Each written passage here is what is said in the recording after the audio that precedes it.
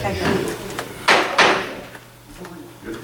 evening, everyone. Welcome to tonight's City Council meeting on this Monday, May the 5th, 2025 at 7:02 p.m. Ms. Derry, would you call the roll, please? Yes, A.C. Brown. Here. Ralph Meeker. Here. Tim Terry. Here. Roger Rainwater. Yes. Steve Tedford. Rod Powell. Here. Senator Corn. Thank you very much. If everyone would please stand, we will begin our meeting with a prayer led by Nick Coleman from Free Will Baptist Church and our pledge by Charlotte Derry. Let's pray together tonight. Well, God, we are thankful for your goodness and your faithfulness to us even when we are not. Lord, we're thankful that in that you have made a way for us to be brought back to you. Lord, we're thankful that you have given us your Son who has come and has lived and has died to take away the sins of the world. Lord, we're thankful tonight that you've extended to us the ability to place our faith in you and to repent of our sins. And I pray, Lord, today that we would lean into that relationship. That, Lord, even in that would lead into our meeting that is even here tonight. Lord, as these leaders stand in front of me, Lord, I pray that you would give them wisdom as they make decisions for our community. Lord, may you give them that they stand in need of even tonight. Lord, for these that are standing beside me and these that are in our community, I pray, Lord, that we would be able to show our leaders some grace. That, Lord, we would be able to come alongside them and help them in the areas that they need. And so, Lord, I just pray that you would meet with us here tonight, that you would have your way in this meeting, and Lord, that you would just continue to bless our town. Lord, we thank you for all that you've done for us. We thank you for the blessings. We thank you for the day, and we thank you for this time tonight. In Jesus' name, amen. Amen. Please place your hand on your heart and repeat. I pledge allegiance to the flag of the United States of America and to the republic for which it stands, one nation, under God, indivisible, with liberty and justice for all. Thank you. You may be seated. I'd like to thank Brother Nick for being here tonight to pray for us, and also thank him for organizing the National Day of Prayer the other day at the courthouse steps. Appreciate you doing that. We will move on, and I would ask the council's consideration of approval of minutes for the April 7th regular city council meeting. Make a motion to approve the minutes. Second. A motion and a second to approve. Mr. Baker. Yes. Mr. Brown. Yes. Mr. Terry. Yes. Mr. Rainwater. Yes. Mr. Powell. Yes. Mr. Tedford. Yes. Thank you. Recognitions and acknowledgments. I'm going to stumble through this probably a little bit. I asked today who all has done well, and evidently several. The GHS board band, this was reported to me by Chief Bryan. I think the band won sweepstakes, which is the first time ever. I'm not sure what sweepstakes is, but it's a good thing. Yeah, all ones, that's right. Thank you. 23 Greenwood High School seniors received Governor's Distinguished Scholarship. That's a big deal for sure. And so congratulations to those youth. City Clerk Week. How'd you like the way I did that? City Clerk Week. So tonight, I don't have a proclamation, but I want to take a moment to recognize our own City Clerk Treasurer, Charlotte Derry, as this week is officially Municipal Clerks Week, May 5th through the 10th, acknowledging the essential role that these clerks play in local government and serving the changing needs of their communities. Although it is one of the oldest positions in local government, few people realize the vital services municipal and deputy clerks perform for their community. Primarily, they act as the cornerstone of their council. They also prepare the council agendas, record and index minutes, and maintain the council's ordinance and resolution files. Other responsibilities include keeping the official records of the city, issuing licenses and permits, processing contracts and agreements, and keeping a history of the local community. Clerks also act as a key liaison between local government and the citizens, and if combined with the treasurer, as ours is, also handles significant financial responsibilities on behalf of the city that they serve. Charlotte has been with the city of Greenwood for 27 years. This past April, and one might wonder, did she start when she was 5? Seems like it. And has served as our city clerk treasurer since 2012. She considers it an honor to be of service through this elected office and has achieved state and international certifications to serve her hometown to the best of her ability. At the state level, she also serves on the Arkansas Municipal League Workmen's Comp Board of Trustees, and is very active in ACC-RTA, the State Clerks Association, chairing and serving on numerous committees there. So on behalf of everyone in this room, for sure, I know the council would agree, we thank Ms. Derry for her services. She's an amazing young lady that does an outstanding job and sometimes overlooked, I think. So, Thank you, Mayor. Yes.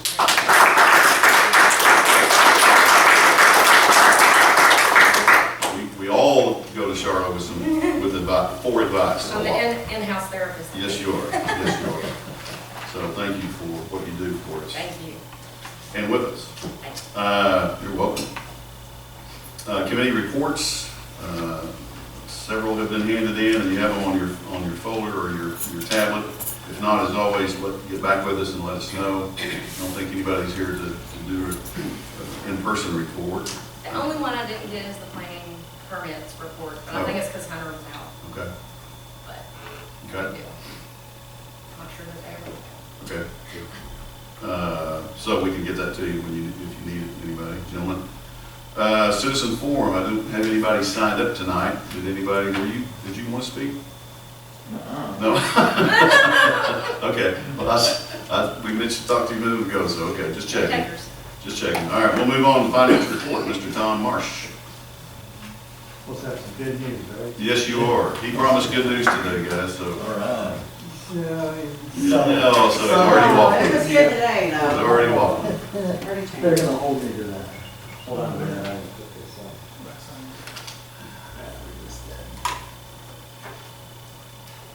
YouTube wouldn't work once again, so. No.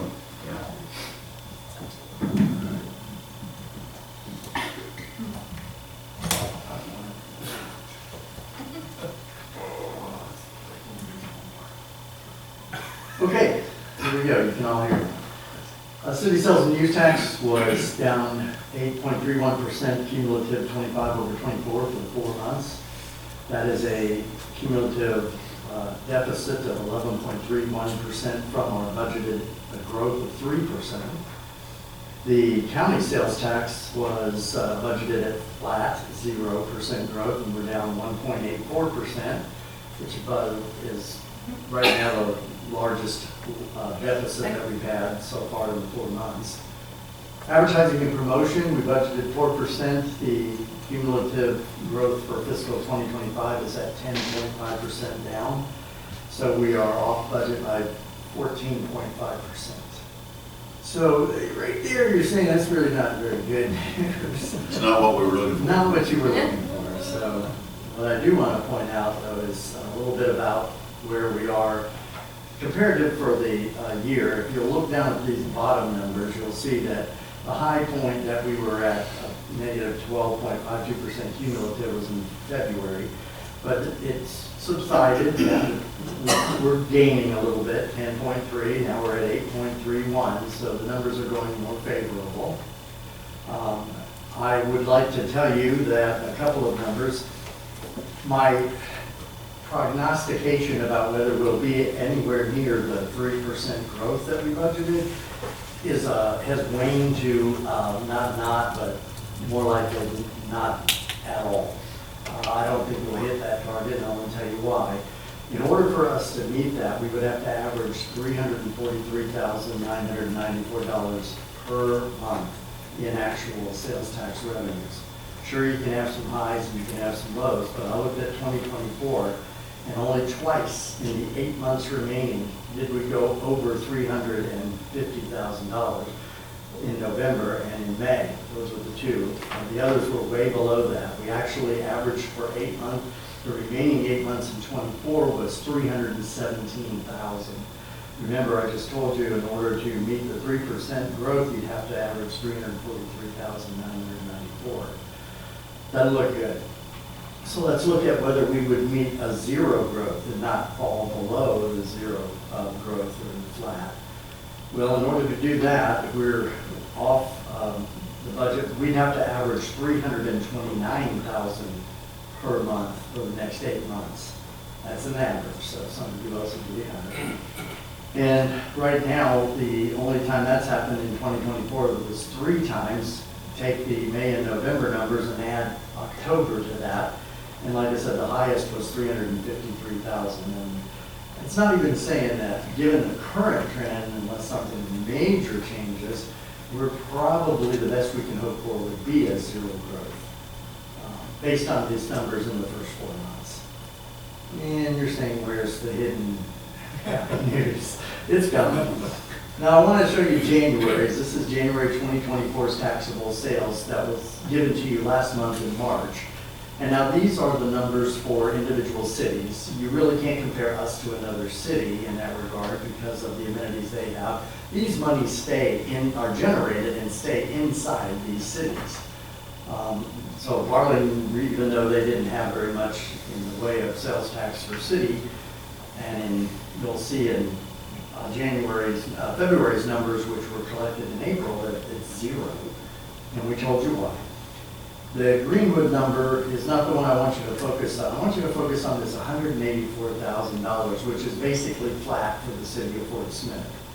All right, so now I'm going to show you April's numbers that came in for the taxable sales in February. Watch that number. $10 million down in taxable sales for them. But look at our number. It went from $1 million to 308,000.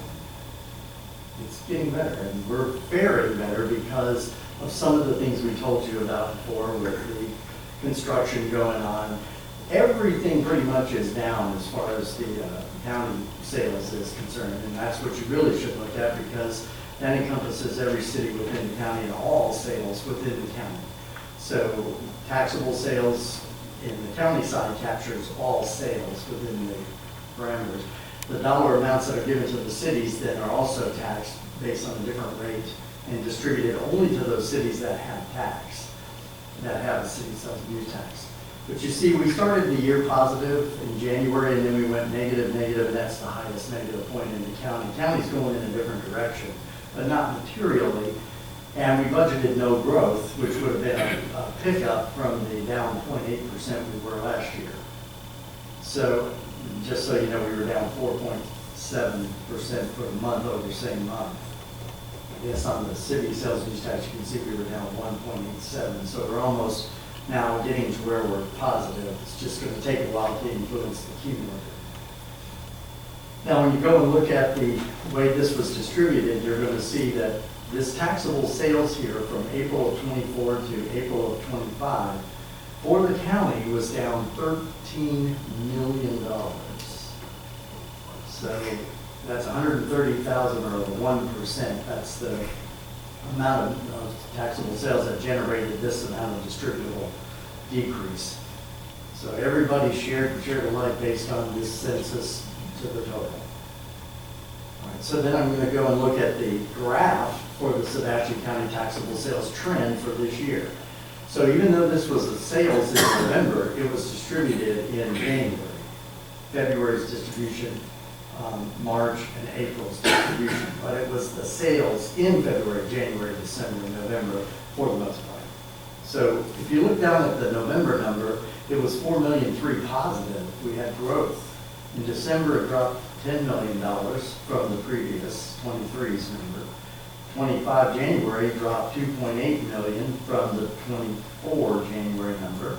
And February 25, I just showed you, is $13 million down.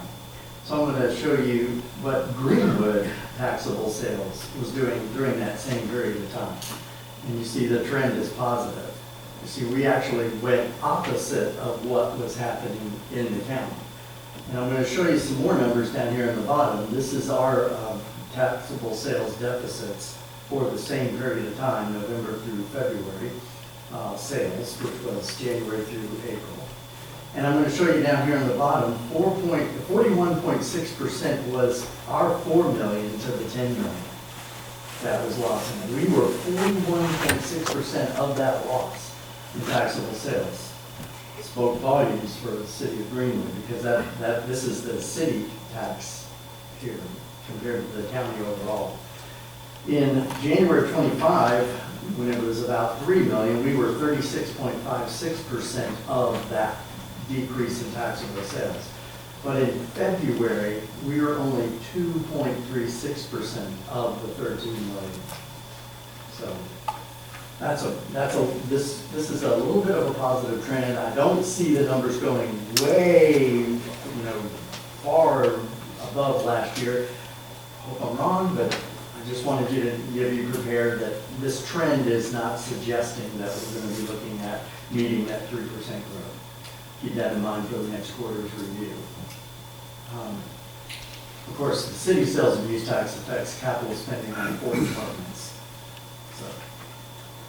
And then here's the cumulative combined sales tax. You see how it's getting a little more favorable combined as well. 7.52, 6.42, 5.62. Hopefully we'll get into some positive numbers shortly. And it could influence where we end up cumulative or as a combined sales tax, city and county.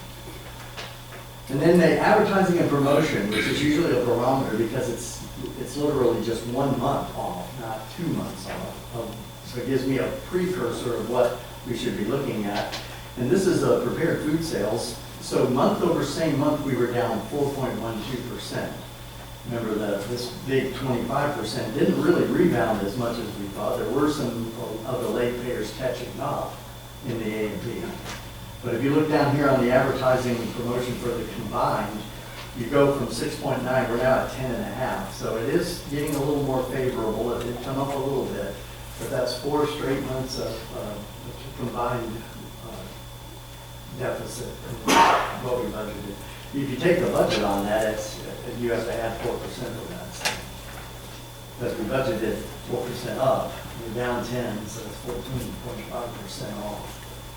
And that directly affects the distributable amount that A&P has to get your grants. And there's your A&P line as far as where we are. I'll give you a better way of looking at it. This is the trend line for A&P, and you see the major drop off there for 2025 so far for the 4 months. This is all 4 month totals, January through April. And then when you look at how it fares out from January, February, March, and April of their monies and what the totals are, these numbers are our running averages per cumulative month over same month a year ago. And the 10.5 is the cumulative. This was an anomaly year because it was the COVID year, and that's why that number is always a little bit skewed. But you see the continued decline. This is just a major drop. I mean, I would have thought we were looking at maybe a 5% drop. We would have been at 0, and we're triple that in the A&P. It's something to think about. March, since we're 1 month behind, March is a precursor. Does that mean we might be bad news for next month for city sales tax? Well, that's kind of where I was leading. I'm kind of seeing a favorable pickup though in April because I'm hoping down the road we're going to start seeing that much more favorable pickup too. But you can kind of see where the spending trend is. This is what happens is the last resort. People before going and cooking their own food is they would go to sit-down restaurants and they shift over to the prepared food from fast food, which we got a plethora of here, options, and then we see them shift away from all of that because of how expensive that might even be getting, and they start looking at lower cost food options. I don't have a crystal ball, I'm just giving you some thoughts. And then I want to show you the cash flow. We started the year beginning at 17 million. We're down to 16,106. We had a net decrease in cash of almost $1 million, and in percent is negative 5.49%. We're still at the 16 million mark, which is what we covered at most of 2024. So there's big time spending is what's happening here in the capital side. And through April, we have a budget of $15,563,000, and we spent $1.3 million in 4 months, so 8.48%. So it's still slow going. And that includes street resurface projects in this, as well as budget resolutions. This number will grow based on when somebody comes to you with a budget resolution. I immediately input it the very next time we get that signed document. And it changes that budget number, so that's why it says includes budget resolutions. So there you have it. That's the shining light in there is the fact that we are bucking that trend of the whole county favorably. Hopefully a little more favorably in the upcoming months. And the last thing I want to tell you is that the 2024 fiscal audit is starting. The auditor will be on site tomorrow morning, and he has some preliminary work that he needs to be done, and he'll start full-time auditing us on site mid-next week. So hopefully we'll have that report for you before the fall. Do they bring their own lunch or do they eat out? We don't do a thing for them as far as that's concerned. They've got a total independence. Hopefully they'll eat out. Yeah, he's from Hot Springs, so he's not from there. Oh, okay, good. He will. He could be staying in our hotel. Oh. We don't have one. Tom, have you or the mayor discussed this with the mayor of Fort Smith? I mean, I know for a while they were touting the economic impact this fighter wing was going to have on the local economy. I'm just not seeing it yet. We've talked about it a couple of times. I actually had a meeting with him, I think in 2 weeks, along with some other local mayors to talk about it. I mean, yeah, he's well aware, you're not seeing it yet, but they're still predicting it'll be there. It's just taking time.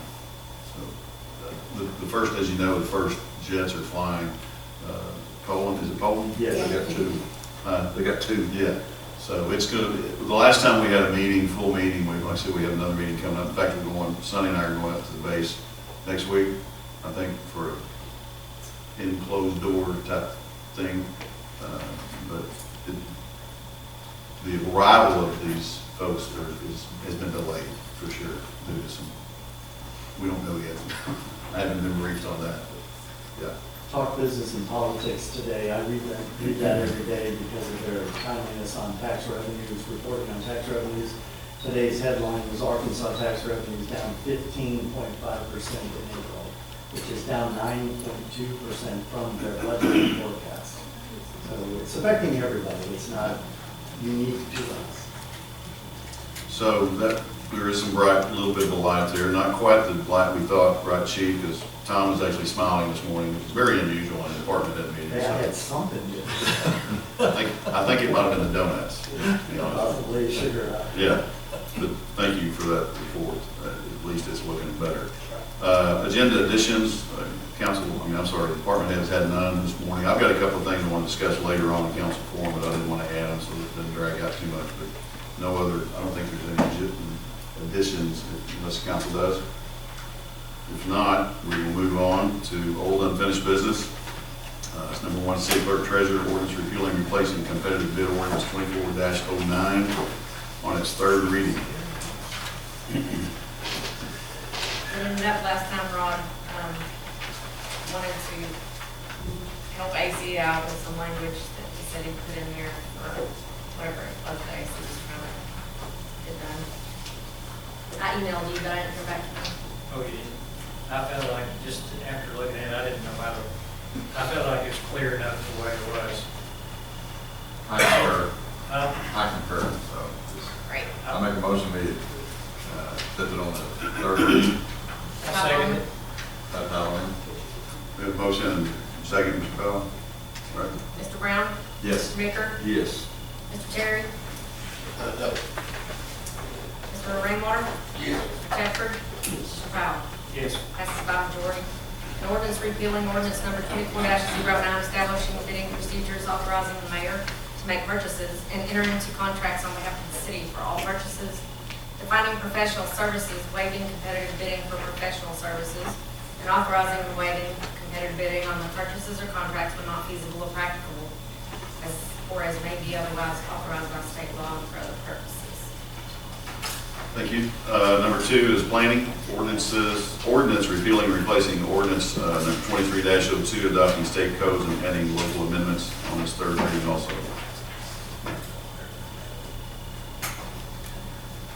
Mayor, Councilman Terry, this is an ordinance that Hunter and Stuart have been working on. It's adopting the building and fire codes the third reading, there has been one change that they would like to add to this. It's on the Exhibit A, it's the dark shaded area that says fire hydrants shall be located on the same side of the road, serving both the fire department connections, FDC, and structure, unless otherwise approved by the City of Greenwood Fire Code official.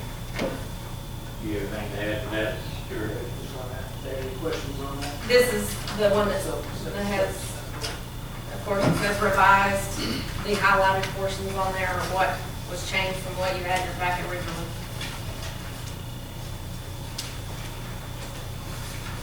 You've got the highlighted area on the bullet point 4 there on the volume 1. I didn't know if that was something that was changed also. Existing commercial structures subject to permitting is highlighted on mine. Talking about on the ordinance itself, Ken? No, just on this little revised addendum, you just handed this exhibit A here. Well, you just read Wait, that, shaded, but is that? I just worked out the change as well. There's, I think the only change is this one. The only one we put in there since last reading. Volume 1. We kind of moved the notch stuff down below it, so all the hydro stuff's together, and it just had to be located on the same side of the road. 75 feet was there last time, and then the 300 feet spacing is supposed to be there since the Lance did that. Still in there. Other than that, we didn't add anything or change anything.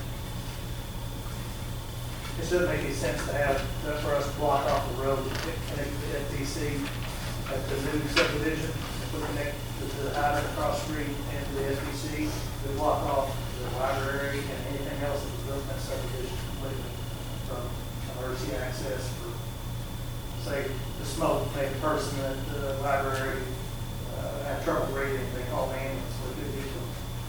So it just didn't make sense.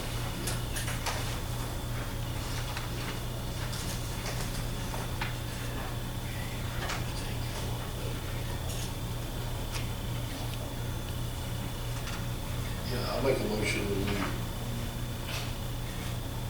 that we put this ordinance on for second reading by title only. Third reading. Third reading by title only. Second. Have a motion and a second? Mr. Brown? Yes. Mr. Meeker? Yes. Mr. Terry? Yes. Mr. Rainwater? Yes. Mr. Tedford? Mr. Powell? Yes. Unanimous. An ordinance repealing and replacing ordinances 357-08-01 and 23-02, adopting all current state adopted building and fire codes, mechanical, plumbing, electrical, and other state adopted or reference codes, and adding local amendments to the same for other purposes. Thank you. Thank you, Mr. Bell. Gentlemen. Moving on to number 3, City Clerk Treasurer Amendment to Procedure Rules allowing remote attendance by council members at council meetings. So, I think, Steve, did you say that you would bring something? Actually, no. I thought in our last conversation that we were just reading what we had, and I'm looking at this and seeing maybe I did need to. Well, so what we had is, of course, during times of national emergency state emergency, back from when COVID happened, that's what we drafted then and it was in place, still is, but, just by resolution. However, the legislators have just passed a bill that actually prohibits it for municipalities, and so we're not gonna be able to do it. And our resolution is in place already. It looks like it's a surprise. Travis, do you have anything else to add? No, it's pretty much on point what we talked about last month, what they legislated. I guess we can say that, but they just say that except as provided under subdivisions E3 through 5 of this section, member of governing body shall be physically present at a public meeting to be counted for purposes of establishing a quorum for which it votes.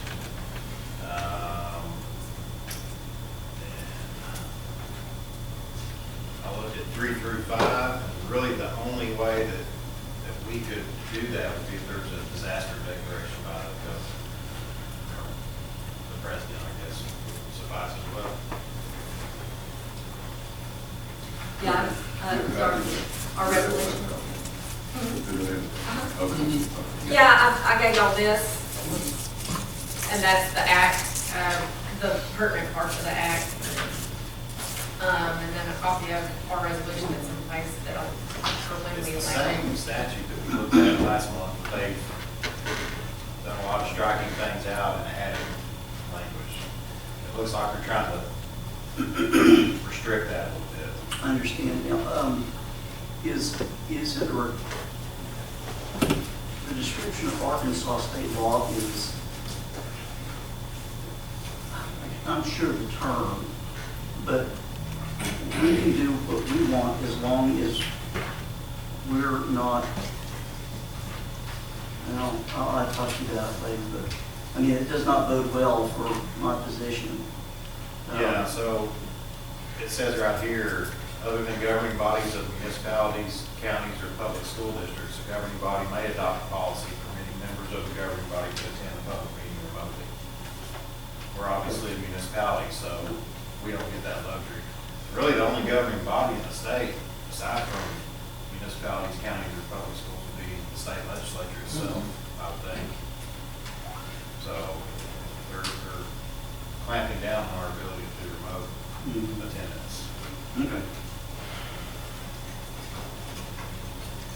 So, no action taken? Okay. Moving on to number 4, I have an offer and acceptance from RDOT, or offer acceptance from RDOT on city-owned property, right-of-way Phase 2 bypass project. You have the letter Yes. and information in your packet. And I've written, theirs it says revised in Okay. green or something. Because originally they included the sign, the cost of moving the Church of Christ sign. They were going to pay us, and then we were going to pay somebody to do it. So they took that out, and that money is going to the Church of Christ folks. In fact, I met with one of the deacons, I suppose, or elders up at the church out there last week. Their sign is on our property, and he was informed by RDOT that it had to go, he thinks it has to go back 15 feet, which is going to kind of make it useless, to be honest with you, straight back toward the church. I offered him, and I would get back with you if he was interested in it, I offered him an opportunity to maybe put it on our property, but just where you could see it better on the senior citizen property. But he's not got back to me. I think they're just going to go with what RDOT is telling him and move it straight back. So that brought down the cost, and the breakdown's there. It was another $2,500 or so. So what you're seeing is the offer Where is this Church of Christ at? behind the center, behind the senior Valley View. Valley View. No, Their sign is on our property. Okay, so we're, But the new right-of-way RDOT is getting is forcing it to get off of our property. so this piece of property they're talking about is out there in corner 71 and 10. Yeah, and it's not just there, it's a total of 4,000-ish square feet, I think, if that's in here. So, to be honest with you, I was surprised and pleasantly surprised.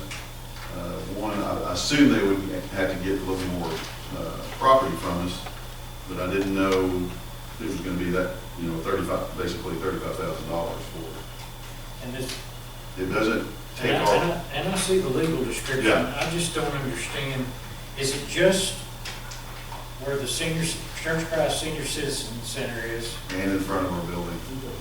and in front of Bing Highway It's 71? pretty much, to be honest with you, a lot of it is already the right of way. Okay. So the fence that you see that encases our property, to my knowledge, and the flags, and I've asked probably 8 times from 8 different engineers to make sure. My first scare was that they were going to take over the parking lot, and they assure me they are not. So it's not, it'll change the drive into our property and Church of Christ, whatever that, I think it's Church of Christ Road or something there. Lane. We still own the curb cut, the access into the... Yes.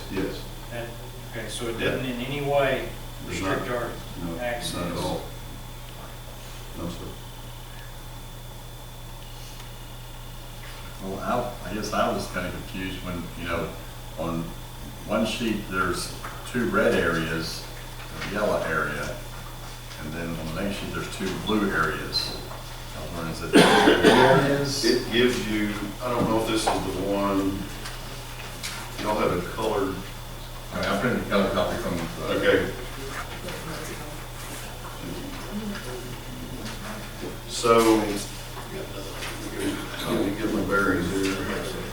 The blue rectangular one that's going down the street, if you will, Yeah. that's where their sign is. And the other area is just part of the new right of way. But it's more to it than that. I guess on the other sheet where it's red, it just looks like the pink, pink is not as deep as the blue is, you know, and I guess it's just Yeah. the way it's just drawn. I think so. I think so. Hunter's really good at deciphering these stuff, especially when it's so tiny. And he assured me along with the engineer that that's, He will be here. is he coming? Okay.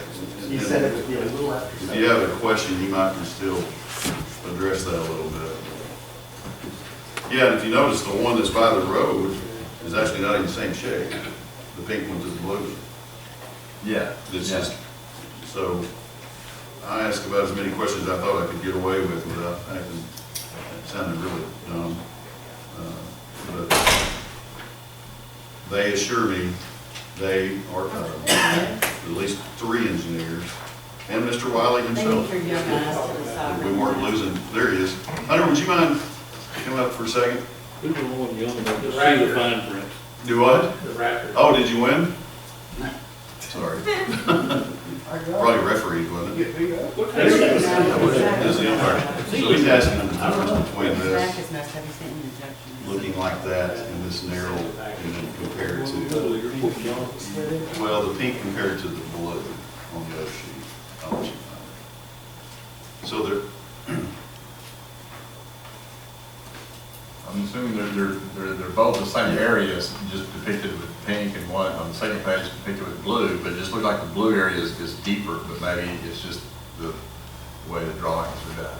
One of them's 50 foot wide, one of them's 24 feet wide. One is probably a oh, what's Those are temporary? both temporary Temp- construction easements, That's right. regardless of what they are. Thank you, I forgot about And that. of their nature. They're only to get the entrances re-asphalted or concreted back into the property.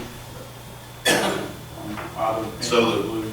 So the pay is not, well, it is, we're at 2319 on temporary easement, right? Yes. I've got that letter in front of me. So the yellow is what we're selling in, and the 2 red areas are for the temporary easements. I would say yes. I didn't catch that, AC, I'm sorry. I think, I said the yellow area is what we're actually selling in as far as right of way, and then the pink areas are, they say, for the temporary easements to redo That is the correct, entrances. yes. Is there any way in this that we could retain easement to run water and sewer to the other side of the highway? so Which highway? To Well, 10? Both, I guess. to 10, I mean across 10, or, Yeah, I just wonder, we selling this, then we have to go back and ask for easement to run water and sewer underneath Highway 71 and underneath Well, that- Highway 10. that's I don't know the answer to your question necessarily, but I think that's a question to be asking before they widen it for sure. Right. But I don't think it affects this. Okay. So, and I've got a comment or some information from James Fork in a minute that I had a discussion with Mark Cook in that regard, if you will. Well, it's just, in the next 50 years, we'll be looking Sure. for ways to cross. And we had, that corner. when I say we, Hunter and I discussed, I think Sonny was in on it a couple of times, we talked with Royal Ridge is the one blasting and removing material across the street from us, the highway. And we talked to them one time when we were really knocking our heads against the wall, trying to figure out how to get fire protection or suppression over there, fire protection. And we had not really struck a deal by any means, but they were somewhat interested in running, because if they build, rumor has it, I'll call it that, a convenience store over there where that rock is, they're gonna need those services, or at least water. I don't know if they'll have to have sewer or not, but So we talked with them about probably maybe an in-kind or them splitting costs with us to get water from us. And so there's some conversations about that for sure. I guess what I'm just trying to make sure they don't give us 34,000 and 4 years from now, we give them 70,000 to get the easement back to go underneath the highway. Yeah, and I can't predict that at all, but I was just wondering if there's a little spot we could carve out and say, we'll say everything's Keep this, this. we're going to be able to access water. I can ask that. I ask them questions every day. I can answer that right now. State highway does not grant easements, period, at all. They will give you an area, and when you're crossing it, that's theirs. They'll give you permission to cross it. Okay. And typically, they restrict you To to a the, very small area. When we put the line down South Coker, we stayed out of the state right away until we got, not South Coker, Old Hackett Highway around the street off of South Coker. When we got to the state highway building, they made us get in there right away. They would not grant us an easement. They don't do that.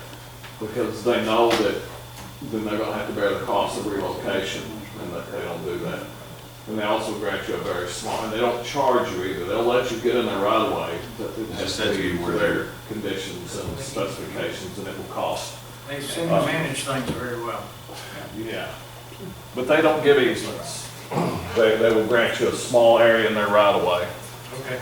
under their conditions. So I guess in going with that, as they are widening the Highway 10 there, are our easements moving over and so that we still have easements that may have been consumed by the widening, but I mean, are our easements just moving? I don't believe that we had any easements along that area. That would have been state right-of-way lines. I don't think that we have had any water or sewer line easements along the highway. We don't have any utilities down that section of roadway right now. I just didn't know if this was the time to try to be acquiring the right-of-ways, or, you know, while all this is going on, they're used to having, you know, stuff, you know, kind of, you know, ask of them and stuff. This time we should ask for, you know, a utility, you know, easements ourselves. so RDOT, interesting enough, RDOT did not have James Fork listed as a utility out there. James Fork was a little bit surprised. And so I got an email from, just today, in fact, from RDOT asking, RDOT thought during our public hearing, public input meetings on our bypass, that Greenwood either already owned that or was going to obtain it. They really thought we owned it.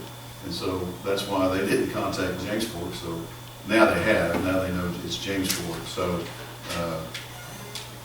yeah, all that's good discussion, and certainly, and I've been talking to him several times, I know Hunter has too. We want to get things in the ground at the right time instead of having to come back and do it again. And especially that was an important conversation we had with Roll Ridge, because if they want water on their side, from our side, they should do it when there's a 2-lane highway there, not 5, and deal with that. So there's some questions there I don't really know the answer to, but certainly we'll have those more conversations with RDOT as we're moving along. And we are track 1 coming from our building or property back in, so we're the first ones that other property owners have been approached and made offers, and that they're working with us to get ours squared away first, and then coming east on 10. So it's a process, they'll pay us and 2 temporary construction easements that Right, consists of that total. Yeah.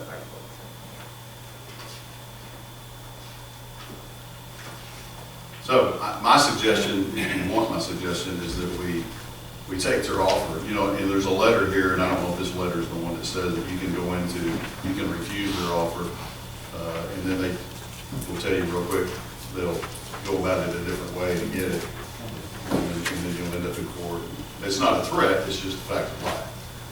Well, sometimes they raise the first. They can, and I joked with them on the phone, I said, we'll take 40, and she joked about it, and she said, we're probably gonna get 35.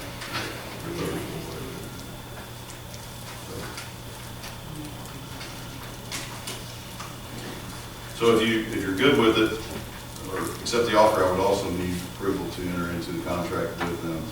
And I don't know if you have a copy of the contract. Contract to sell, it is on your tablets. The contract is with us here. It is on your tablet. I don't think it's, Well, this was not the contract either. Maybe, yeah, that is, yep, I got it, Yep. yep. You I have didn't know it. she got it. I did your right on it.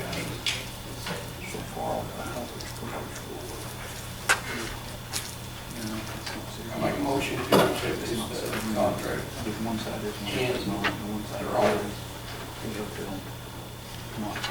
Second. There's a motion and a second. Mr. Brown?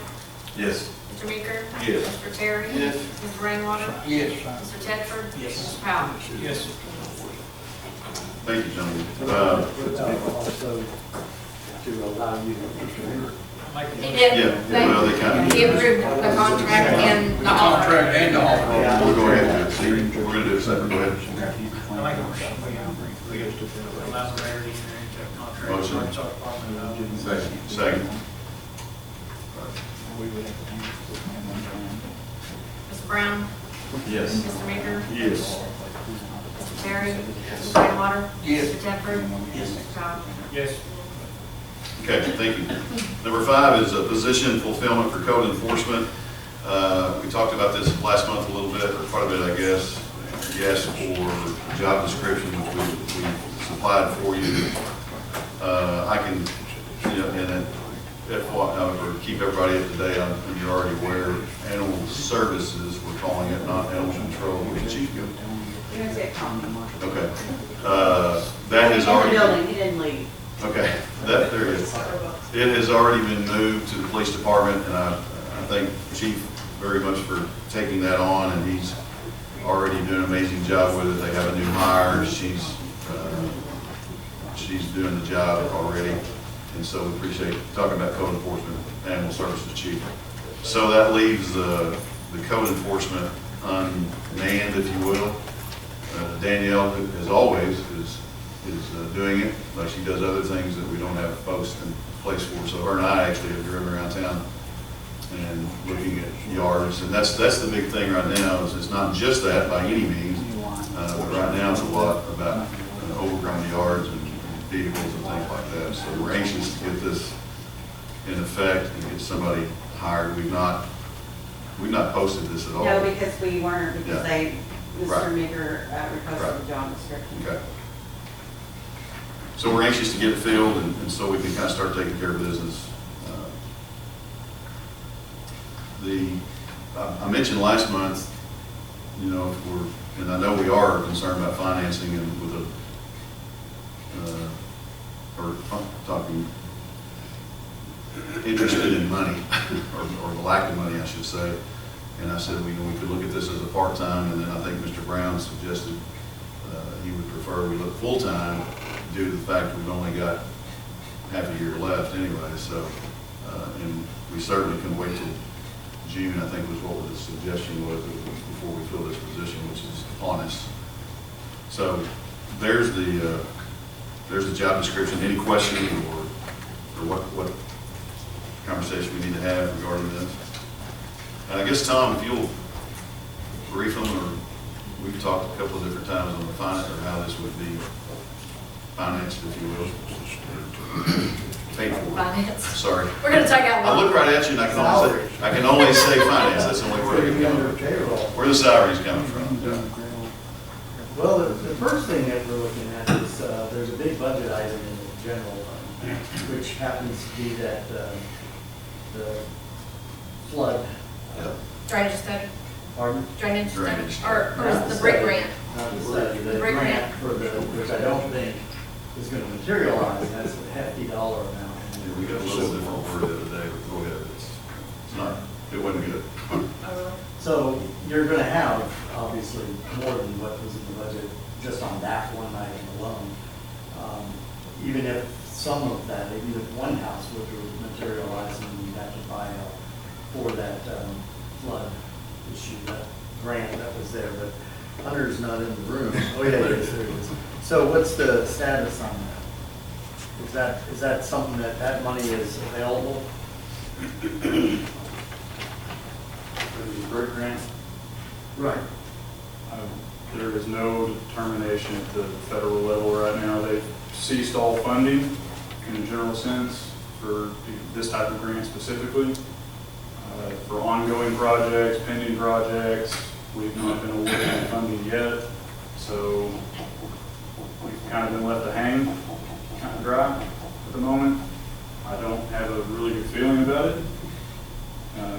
If there's something that the city needs to do to reallocate that funding for something else for better benefit, I think that's what we should do, but that decision has to come from you all, from the mayor. And Tracy feels the same. I know you talked to her, I talked to her. She's not hopeful at all. We're seeing that's not just with this grant, but, well, no other grants yet, but certainly on others. I know Charlotte and I serve on the board at Fort Smith and Area Agency on Aging I serve, and things aren't trickling down like they used to. What was the dollar figure that I'm came about to that? I'm getting to it. I'm getting to it. And we did talk about the, unofficially, I suppose, or whatever, we mentioned that the city card is available, the Malibu that sits back here, and I drive it on occasion. Anybody else that's going to a conference can use it, but that card is available for that position.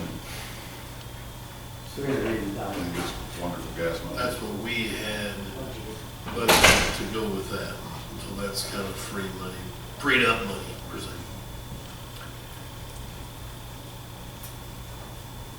I thought we only budgeted 90. That would, our 25% of it. Okay.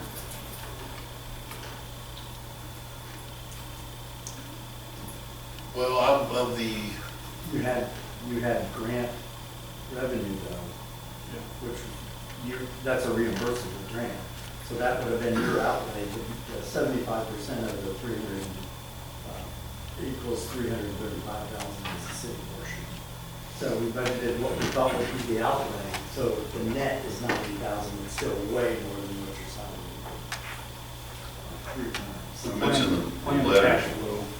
That's what it is. Sorry. Danielle has already issued my approval, 20 letters so far. These are just bonds. This is not things that an officer would, all the other things he or she would delve into.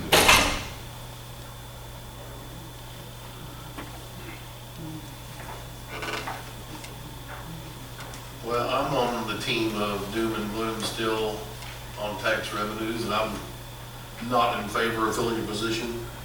If some people, I mean, appreciate y'all going the extra mile and do a little, I mean, but if I drive around and see it along this high, I'll call whoever I'm supposed to call and say, hey, we need to check the old 3 Johnson Street. Because I drive around town.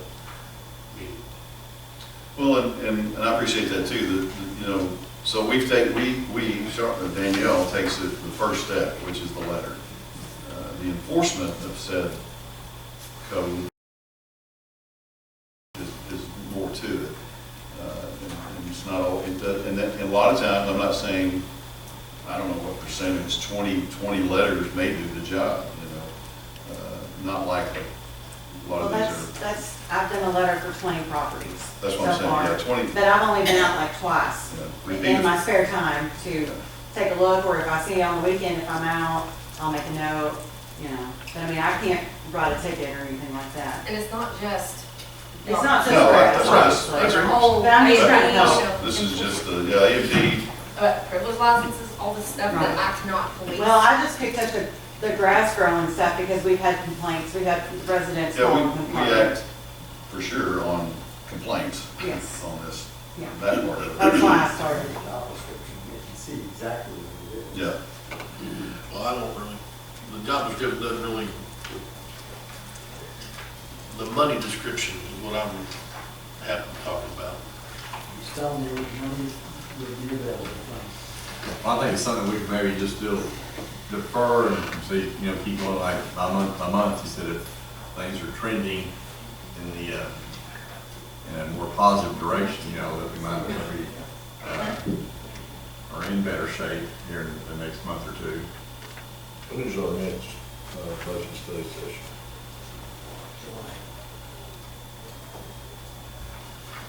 month after the quarter ended.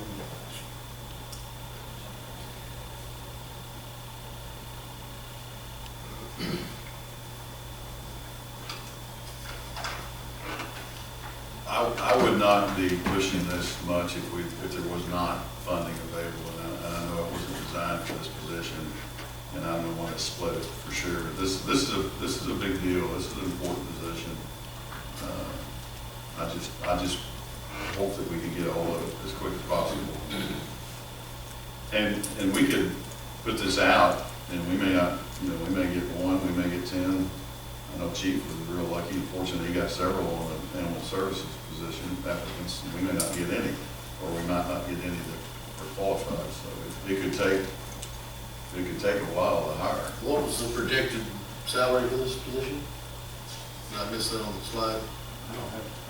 We looked at area towns and I believe it was like 18, 17, 18, but I mean, obviously we can start, lower. I have to think that Maximum would be good. 20. Yeah. Yeah, would you say the maximum was 20? Maximum start, some of the Other towns, yeah. It just depends on obviously the size of town and their tax I revenue. mean, all in is what you need to know. Didn't you have a number on that? Insurance, everything? Tom Tom, did, you have that? yeah, it's No. Tom's. I don't have it, you're saying 17? Yeah, just start with that for, That's 35 to 60, 7.5% of that, so.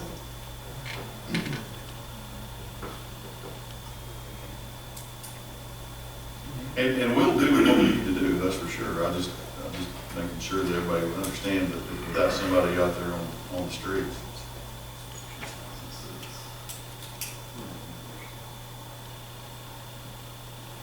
You threw at the term 20, or you referred to 20,000 or $20 per hour? Hour. 17 to 20. Divide that by half. That's what your cost would be this year. So you're 380 grand from the Well, break money, there's 10 90, years. The net budget, so 90 would be probably, get you about 3 years worth, that savings alone would give you 3 years worth of the salary. And hopefully our tax boom is in place by then. Now, question, when you were talking about the budget, how much of our sales tax is void by the Highway 10 construction? How much is I mean, influenced by that? yeah, I wouldn't have a clue. I just know that our bucking of the trend of the county is suggestive of the fact that Yeah. there's a lot of people buying here. and how long is that project expected to last? August 26th on phase 1 of the new. Phase 2 is, That's not widening of 10. Okay. That's considered phase 2. And I'll call it nothing but a rumor, because they will not say officially by any means, RDOT will not say this to you, but we feel pretty confident that phase 2 will just kind of continue as they're finishing phase 1. I've gotten that hint from a couple of folks, but Get a line? you get a vibe, yeah. Well, and 10 is getting beat to death, so I'm hoping they don't wait too long, because it's horrible out there. So that bodes well, for now anyway. Yeah. and hopefully the trickling in of the air F-35, yeah. thing will also I agree with Tim and AC. In an era of declining revenues, I'm hesitant on adding employees. Sometimes in smaller businesses, you wear multiple hats, and sometimes you have to just get by wearing multiple hats and doing multiple jobs. And I do feel like that we have enough people here that is a task that could be completed with the people that we have here.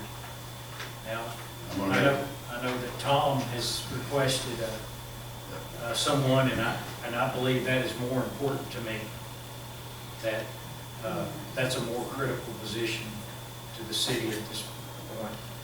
And that is the only additional person in declining revenues that I would consider and entertain, is the one that Tom needs. Now, in 6 months, we may be doing a lot better, and we may not see all the red. But while we're seeing red, I don't think we need to be increasing our personnel. Replacing, yes, but through attrition, yes, but not increasing our footprint. I agree with Tim and AC. Well, I don't know, what the point, to your point, if, I know he's understaffed in finance, but I don't know how much more important that is than this, a code enforcement job, if we're gonna shoot it out there like that, because there is a lot of stuff going on that's, unfortunately, he's been running his boat with 2 oars for a long time and doing a really good job. And a third oar, if he could wait 6 months to fill his spot. He's waiting now. I know. But they've talked me into this importance of this code enforcement job. As much as I agree with you, we've got plenty of people driving around that can pull it off. And not that I want Tom to go anywhere, but I do think it's important that we train our replacements, especially while we have Tom here. Yes. So, but don't go anywhere, Tom.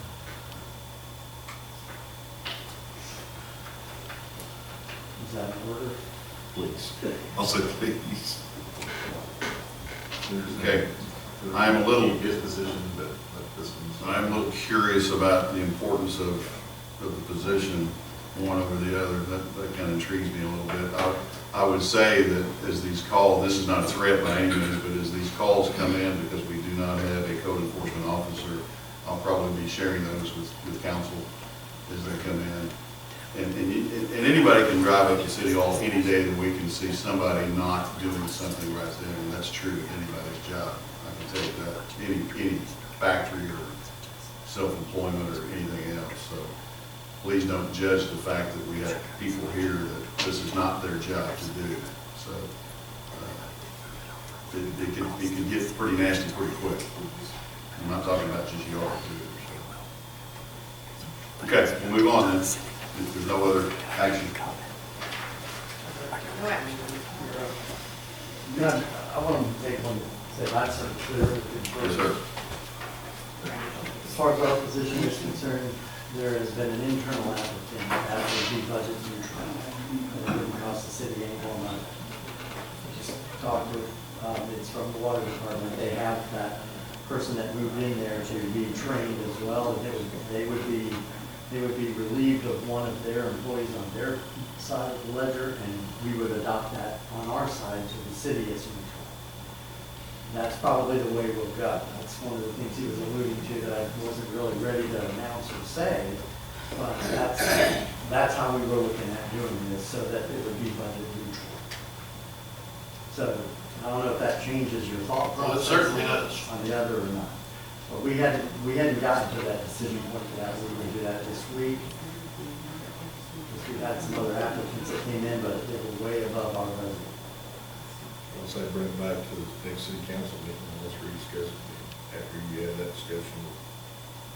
I agree. The current employee, Y'all want to table it? Yeah. 100%. All right, make a motion. Make a motion, table. Have a motion and a Second. second. Table. Mr. Brown? Yes. Mr. Meeker? Yes. Mr. Terry? Yes. Mr. Rainwater? Yes. Mr. Tedford? Yes. Mr. Powell? Yes. Table for 30 days? Yes. make more sense.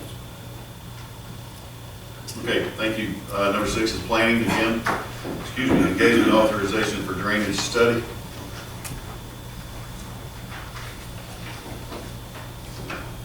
Mayor and Council, I don't have any particular presentation for you for this. I just wanted authorization to continue to pursue drainage study, and getting some quotes back. Just wanted to make sure that it was the will of the council to continue. Absolutely, the will of Webster Street. Webster Street in particular. I got a clogged gutter, it's not draining in my house. Mount Harmony, Webster. West- How long, West End. you have decided not to explore other avenues other than Olson, which is originally what you brought us? I want to look at other companies and try to get some competitive pricing. This is a very long-term commitment, whatever we do, correct? Yes, sir. Yes, sir. And whatever you look at, it'll be kind of the same scenario. It'll go from a concept plan and then get more detailed. Yes. Yeah, this is a citywide focus on stormwater runoff and subsequent floodplain hazards and what we can do to correct those hazards. That may be another phase of the project, but I've got to get the study done first. So, in the general scope of the entire study, that would, it would be plan, construction, implementation, and then continuation of policies. At this point, do you have any kind of just ballpark idea of what this original? I've got, the only numbers that I've got that are relevant are from the Olson quote from before, which was, I believe, 72, 73. It's up there. Yeah, we planned 77. They had a $4,000 to $5,000 fuel variable charge at the end of their quote. And that was removed out of last year's budget, this year's budget. Yes. And I would say too, if I can add, every time we've had Congressman Womack here to discuss our issues with drainage, he has always said, led off and ended his conversation with, if you don't have a study, I can't help you. So this is real important. And I'm not saying he's the man that we'll be calling on, but he's probably the man we'll be calling on to help us with the Corps of Engineer. So if you don't have it, you don't get help. So There are a lot of grant opportunities for the second phase. There's not a whole lot of grant opportunities for the planning phase, unfortunately. There are a few, and I'm looking at those. So there's so we need to initially pay for the concept and the plan, and then after that, when you get into the details, there are grant opportunities, because at that point, you're kind of shovel ready. Yes. You're ready to go. In a sense, yeah. And you have a plan. Correct. That's one of the big check marks on the grant applications, or does your study reflect that this is an area of concern? And without that, we can't check that box and just kind of shooting fish and barrel. You may hit it, you may not. I'd like for you to go forth and explore. So, that motion. I make a motion to allow Hunter to go explore this. All right, do we have a second? Second. Wait, did somebody second it from down there? I think Mr. Huh? Mr. Ralph did, I thought I heard something. Okay, so to allow Hunter to go explore this, basically, okay. Mr. Brown? Yes. Mr. Meeker? Yes. Mr. Terry? Yes. Mr. Rainwater? Yes. Mr. Tedford? Mr. Powell? Yes. Yes. Thank you. Number 7 is planning ordinance to rezone from R1 to C2 property located at 300 South Coker. Mr. Bell?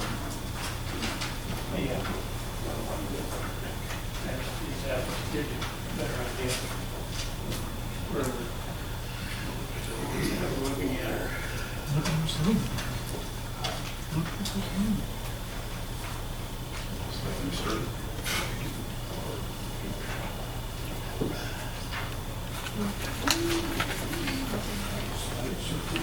This is the property I will get it. just to the south of El Blinque.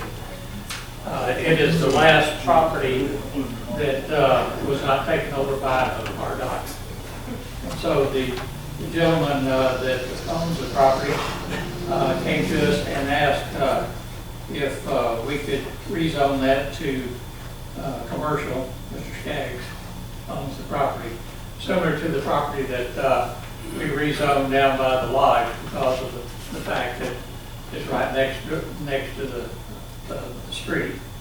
But again, this is the one next to Blinque, excuse me, where El Blinque is already commercial. That will finish out that road there in C2 commercial. C2 differs from C1 in what way? C1 is downtown, C2 is highway commercial, anything that's on the highway. Do we have a C3 designation? No. So it's just C1 or C2? Yes. Other than downtown, how do they differ from C1 and C2? Downtown would be offices and, you know, like our square. C2 could be. C2 would be more like Center Street going through there. Anything a Anything to restaurant, do, a gas station? anything for the highway public. Storage buildings. No, storage, of course, we passed the ordinance on storage buildings that can only be done in industrial areas. So that's not available in C2, unless somebody came and asked for you guys to, you know, make an exception. That's the only way it can be changed. Do you have commercial plans for this lot yet? No, like I said, it's like, you know, Richie came to us a couple months ago and we granted his zoning for the same thing, just so that if somebody comes to him and says, I want to put in an Easy Mart or something like that, if the property's already zoned for that, then they wouldn't have to come through. C2s are best option for a sales tax producing Yes. entity. Yes, that's our commercial property. It could still be like a nursing home, It could be, but it it could be a doctor's office, you but know, like, it wouldn't be a manufacturing facility. no. Storage buildings are out. Car wash. Car wash will be C2. Right. She only got 1.18 acres. So it's Perfect for a car wash. And El Blanque is C2. Yes. The rest of that corridor on the east side of Coker is commercial already. Is there going to be access to the new traffic relief route to this property? A curb cutting, if you will? No, it will come out on the Coker. I make a motion we adopt this ordinance by title only for the first reading.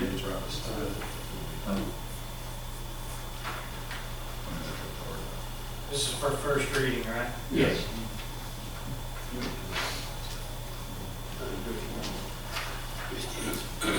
Was motion the second? I heard a second. Sorry.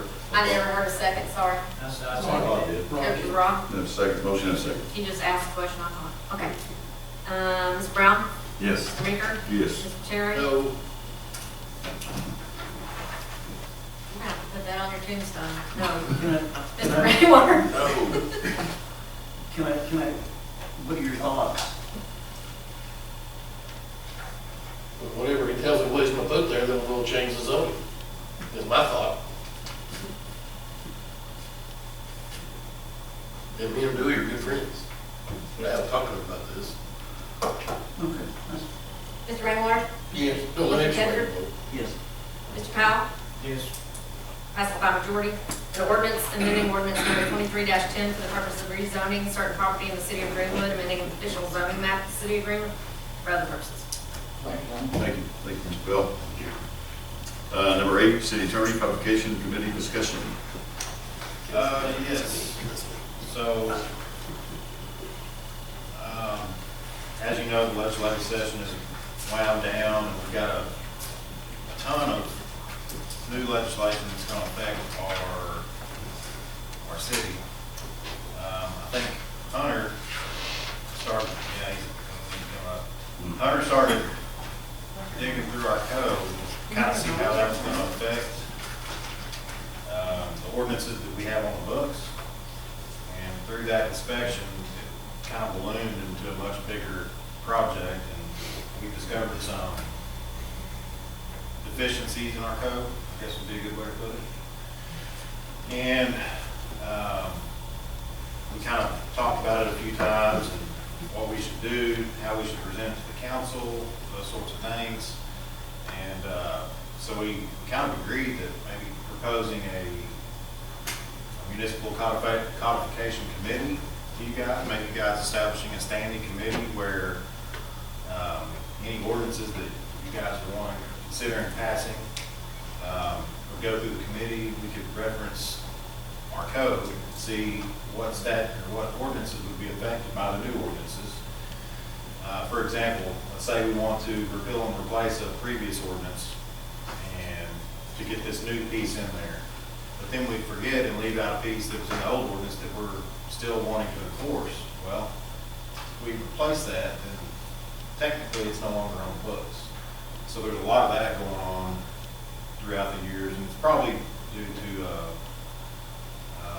lack of continuity in position. I mean, there's a lot of turnover in this office, clerk's office, council, department heads, and so we thought maybe having a committee moving forward would be a good way to kind of keep that in check.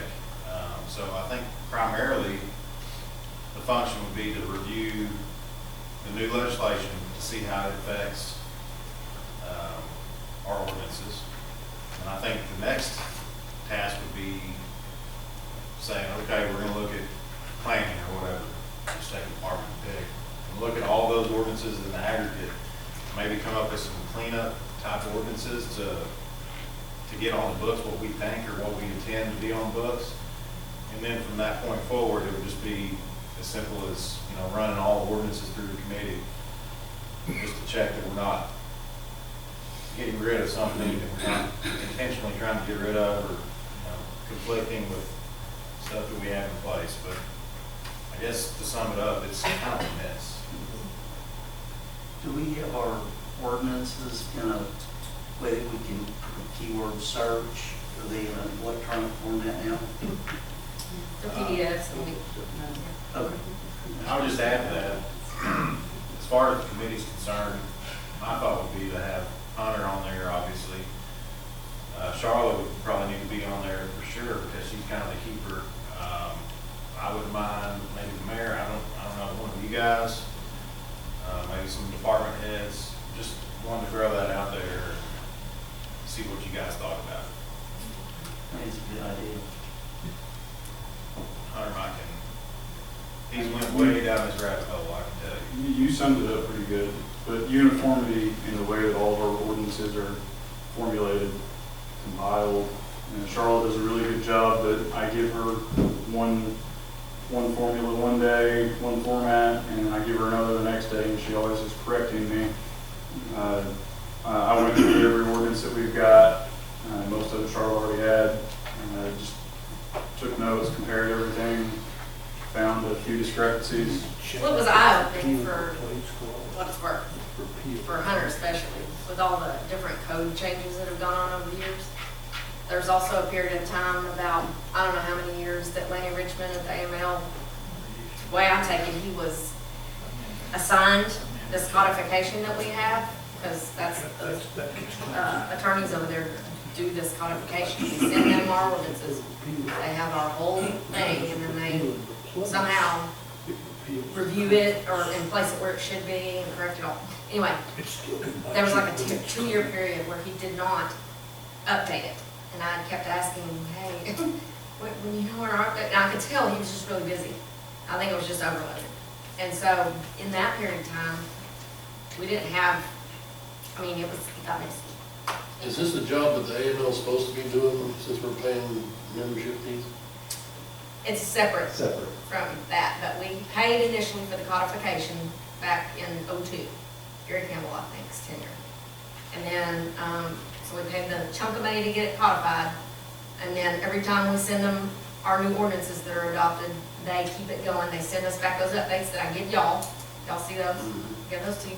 And it's like $10 per ordinance or something like that. They charge us, so they charge that fee. And they just keep that code compiled and neat, all in one place, document, where we can kind of look at what we're searching for, and maybe go to ordinances from there, right? Yes, we have them all.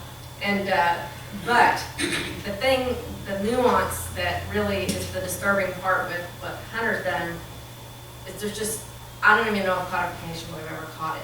Well, that's where I was headed. I don't think that the codification service that we have is designed to drill down into all these ordinances like Hunter has and identify discrepancies and, oh, this one canceled this one out, but we're still enforcing parts of this, and it's not in the new one. And, I mean, he's done a tremendous amount of work on it. And, Is that in his job description or not? No. All other duties assigned. it's very eye-opening. So we just need to study it. Basically made a Excel spreadsheet And it's like a spider web going back from this ordinance to that one. Something that come up tonight, when y'all passed the 300-foot spacing again. That hadn't been too long ago. Well, at some point in that period of time, something was passed, got rid of it. And we didn't know that it ever happened. And that's happened a lot. And it happened when we converted all the water ordinances and sewer ordinances into water policies. Tim and I encountered it, a lot of cluster. And then, sidewalk fees, there was a big cluster with that was repealed here, and then it appears later on in an ordinance, and it was repealed back here, and now it's all of a sudden showing up again. Messy. I think it's worthwhile to pursue and have this committee and just, glean on, Hunter's, research and everything he did, and just kind of, put it in more. Because it's like I'm always kind of searching through stuff and everything, so I'll just put it in an easier way to search stuff and make sure that we're not, like I said, dropping something else, when we make a new ordinance and eliminating something that shouldn't be eliminated, or we're making an ordinance that's in opposition to an ordinance we already had and we not aware of it. I think it's something worth pursuing. The municipal code book should be what everybody goes to. You shouldn't have to go to individual ordinances at any point in time unless you're drilling down into ordinances to correct and repeal and replace or amend. You shouldn't ever have to do that. That codification book is our laws, and it will take the relevant pieces and portions of multiple ordinances to give you a clear picture of the process we're supposed to follow. And like Charles alluded to, some of it is messy and there's a lot that's missing. And not everyone has the same book. Charlotte's got 3 of the most recent, well, she got 2 right now, I've got 1. But Y'all do have one back there playing somewhere. I give Sunny an update every time as well. I don't know where the book is. We have one too. I've got it in my spreadsheet, but it's not up to date. There's just some broken things in there, and I mean, if you don't update it, I don't even know where you start to try to update it if no one's updating it. But I guarantee I've got to update. That's kind of the position we're in. Where do you start to fix this? And I think this is a good step. Get every ordinance in front of a committee. After it comes to y'all, it's deferred back to committee. When it comes back to you for second reading, you know that it's passed through us. It's being compared to all relevant ordinances. It's in the proper format. I would just think that would happen before it was presented to council originally. All except for the last minute presentations. That would be the hope.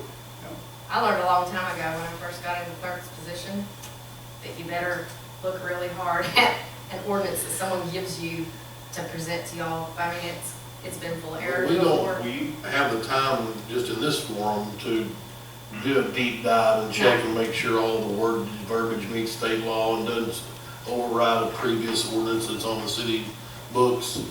I just always assume that's what the department heads would do before they present it. I think they do in a sense, but sometimes it's like the mess that they're describing is hard. I don't know that they come to you confident that, you know what I'm saying? Because if something's canceled, something else. So As confident as they can be that what they compared it to is in fact standing ordinance. And until you have a clear picture of everything, the whole, you don't know. Travis, are you going to say you're going to spearhead the committee and put one together? I would nominate Hunter to spearhead it, and I would be right by his side.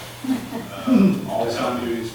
Travis, is this something that you'll have to charge extra for to the city, or, because it does say review ordinances in your deal, but I know that that's going to take some time for me. I would prefer we had that meeting when I'm down here already. That'd be awesome. I like that. Very good.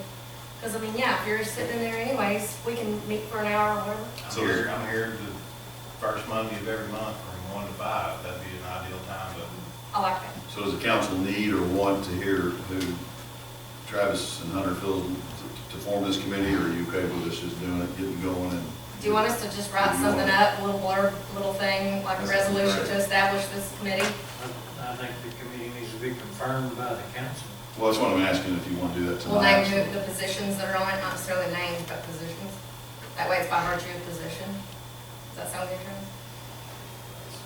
So bring it back next month. We've just not usually had committees on this I'd council, say, yeah, so it's kind of. prepare something and bring it to us next month. Okay, Table.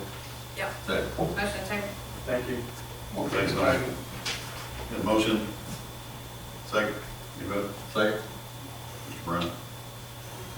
Mr. Brown? Yes. Mr. Meeker? Yes. Mr. Terry? Yes. Mr. Rainwater? Yes. Pepper? Yes. Mr. Powell? Mr. Powell? All right, thank you. Number 9 is Parks. In case he's not here, he has a resolution to authorize TAP grant application for citywide active transportation action plan. It's not unlike any other TAP application. Do we know what his intent is here? Hunter, do you know? Job duties, other required? I asked him if he wanted to go get a little rolly chair. Yeah, he just camp out. I know a little bit about this, just based on a quick conversation with the Parks Director. This is an active transportation plan for bike and ped. This was a professionally sought-after grant for a company that does this for a living. We've had some bike and ped plans done in the past. I think Casey's just wanting to kind of get something that fits today's path forward. Update. Is this along the lines of the plan of the trail that's going to Fort Smith through Greenwood? I think it can be utilized for any activity like that. Greenway specifically is my understanding. Active transportation generally applies to 10-foot trails, greenways. I make a motion, we adopt a resolution applying for the TAP grant. Second.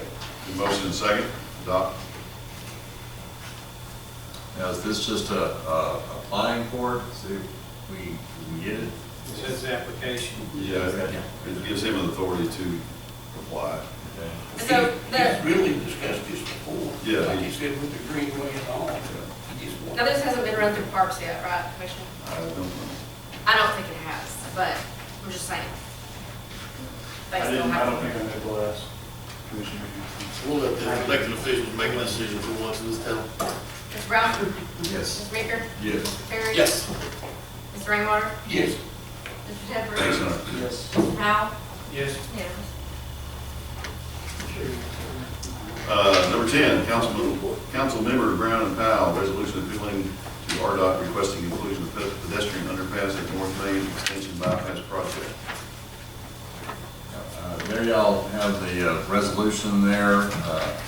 I'm requesting for RDOT to give us really basically a design, for a tunnel underneath Main Street, there at the, south intersection there, basically where our trail is right now, just go under Main Street. And not last weekend, the weekend before, I was over there behind the courthouse, looking at the dirt work they're doing, and you can see pretty much it's already elevated pretty high from where the trail is already, so I don't know if it's a 10-foot rise or not, but it's still pretty high. 13 was over. 13. And anyway, I was just looking at when we had the Denver Bridge reconstruction, we were able to put those box tiles under that so that the trails could go underneath the street. And I think that was just an oversight for this project. I think it's just a shame that all that we spent to build the trailway from the city hall and go all the way up to Bell Park. We've lit it, and everything, and now that we're going to try to make it just stop, let people wait for traffic. And I assume that really, I think this intersection could be potentially busier than right now at where it is at Center and Main Street and stuff. So I'm just wanting a resolution. I see that's attached. I think, Danielle, you got this from RDOT? Yeah, Yes. this is due to a conversation. So immediately following our last month's meeting, I got on the phone, and I always like to start at the top with Mr. Jared Wiley, who's the director. Put a bug in his ear, see how he responds to it. He's very kind. He always says, "I hear you, Mayor. Let's pass this down to engineers."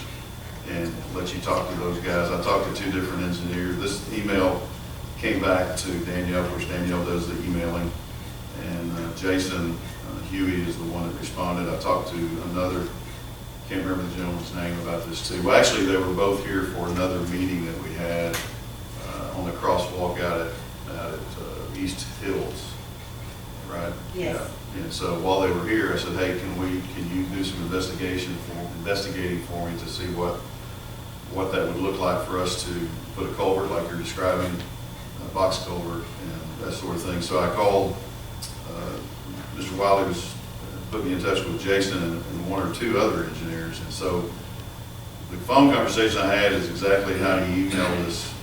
And I asked for this email today so I would have it in writing, not just me. So I asked that exact thing, Mr. Brown, and I appreciate everybody's concern over this because it's a concern of mine also. And he basically said, and he said rough 2 or 3 times, he says it in his email, the current limited cost of said box culvert to remove the road, put the box culvert in and do other things according to the plans is $300,000 to $500,000. That's a rough estimate. Talks about it needing to be 10 foot tall, which we already knew that. And of course the earthwork, drainage work, and possible utility adjustments in addition to the total cost. I immediately asked Mr. Huey, what about, let's talk about in kind. In the city, we have a street department, we have equipment, we don't build roads anymore, or pave roads. But I asked him, what's the possibility of that? Because when he said 3 to 5, I kind of swallowed my tongue. I was hoping he was saying about $50,000 or $60,000, which that's a long shot. But anyway, he said, that's a good question. Let me check with the current Contractor. Sorry? Contractor. Contractor. Thank you so much. That word eluded me. So with the contractor that has been hired to do the bypass work, and he did, and he called me back probably within an hour, and he said they are not interested at all in partnering. Not to be mean, they just know that's not what they want to do. They want to finish the job and move on down the road. He did say quickly, once we leave that job, it's your street, you can do what you want. Meaning we would be in there ripping out. So once they leave, what have they done with our existing trail system? Do what? Once they leave, what is our trail system? What does that crossing look like? Right now, it's not engineered for anything, to be honest with you. Why would it not be? I don't know, and I've asked the question, but the answer is. You know, they come in here 25 years ago and said if we pass an ordinance putting in a trail system, if they ever come in to do anything, they would have to uphold it just like they do in Fayetteville.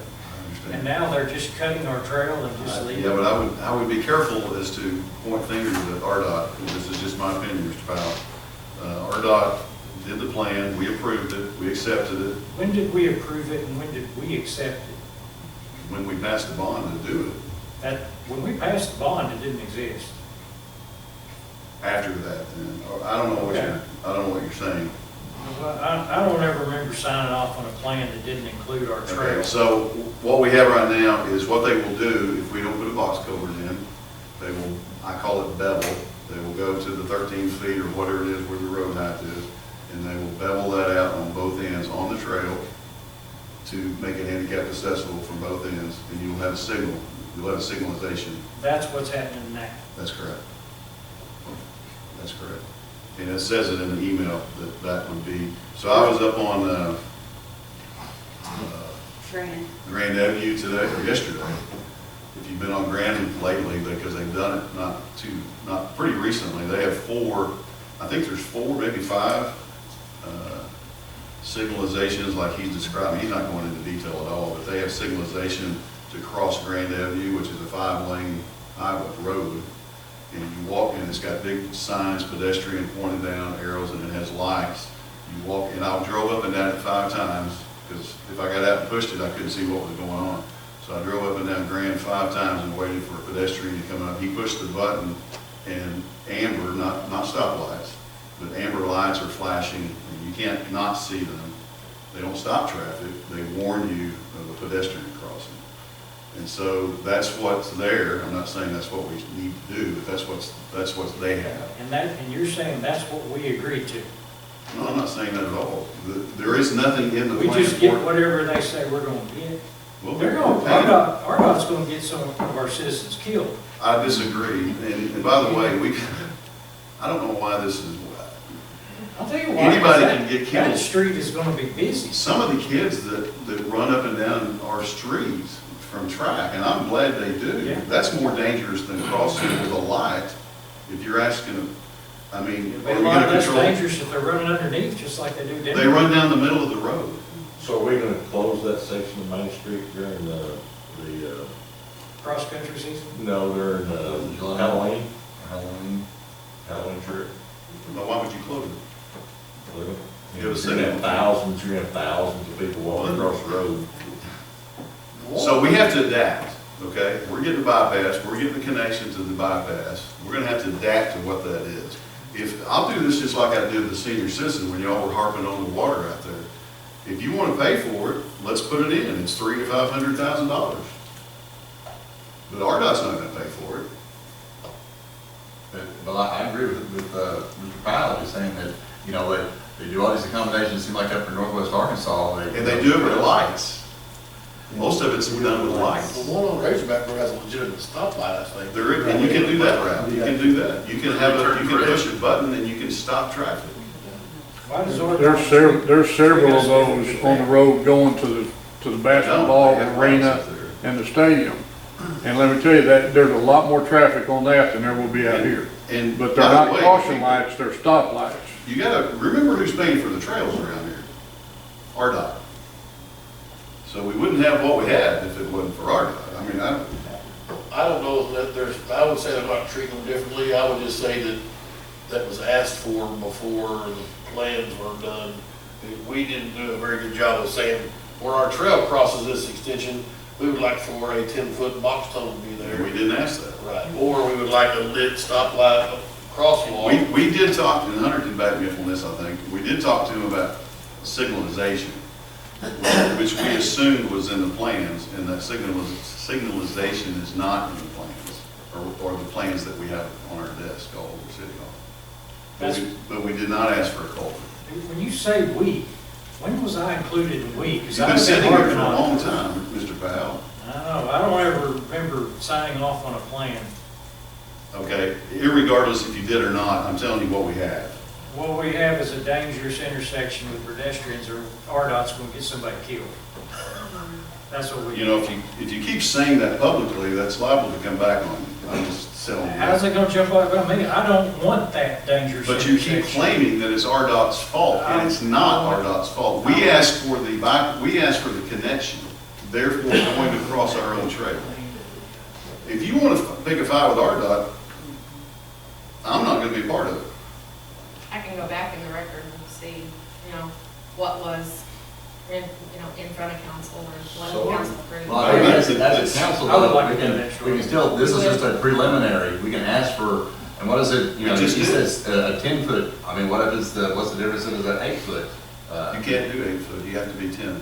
Why does it have to be 10? Because that's the height you have to for people to go under. That's the guidelines. Those are the specs. I mean, we have that many 10-foot people? It's not. I think an 8-foot's pretty. We got carrots over. killed That's shoulder. That's more their expensive. standard for construction.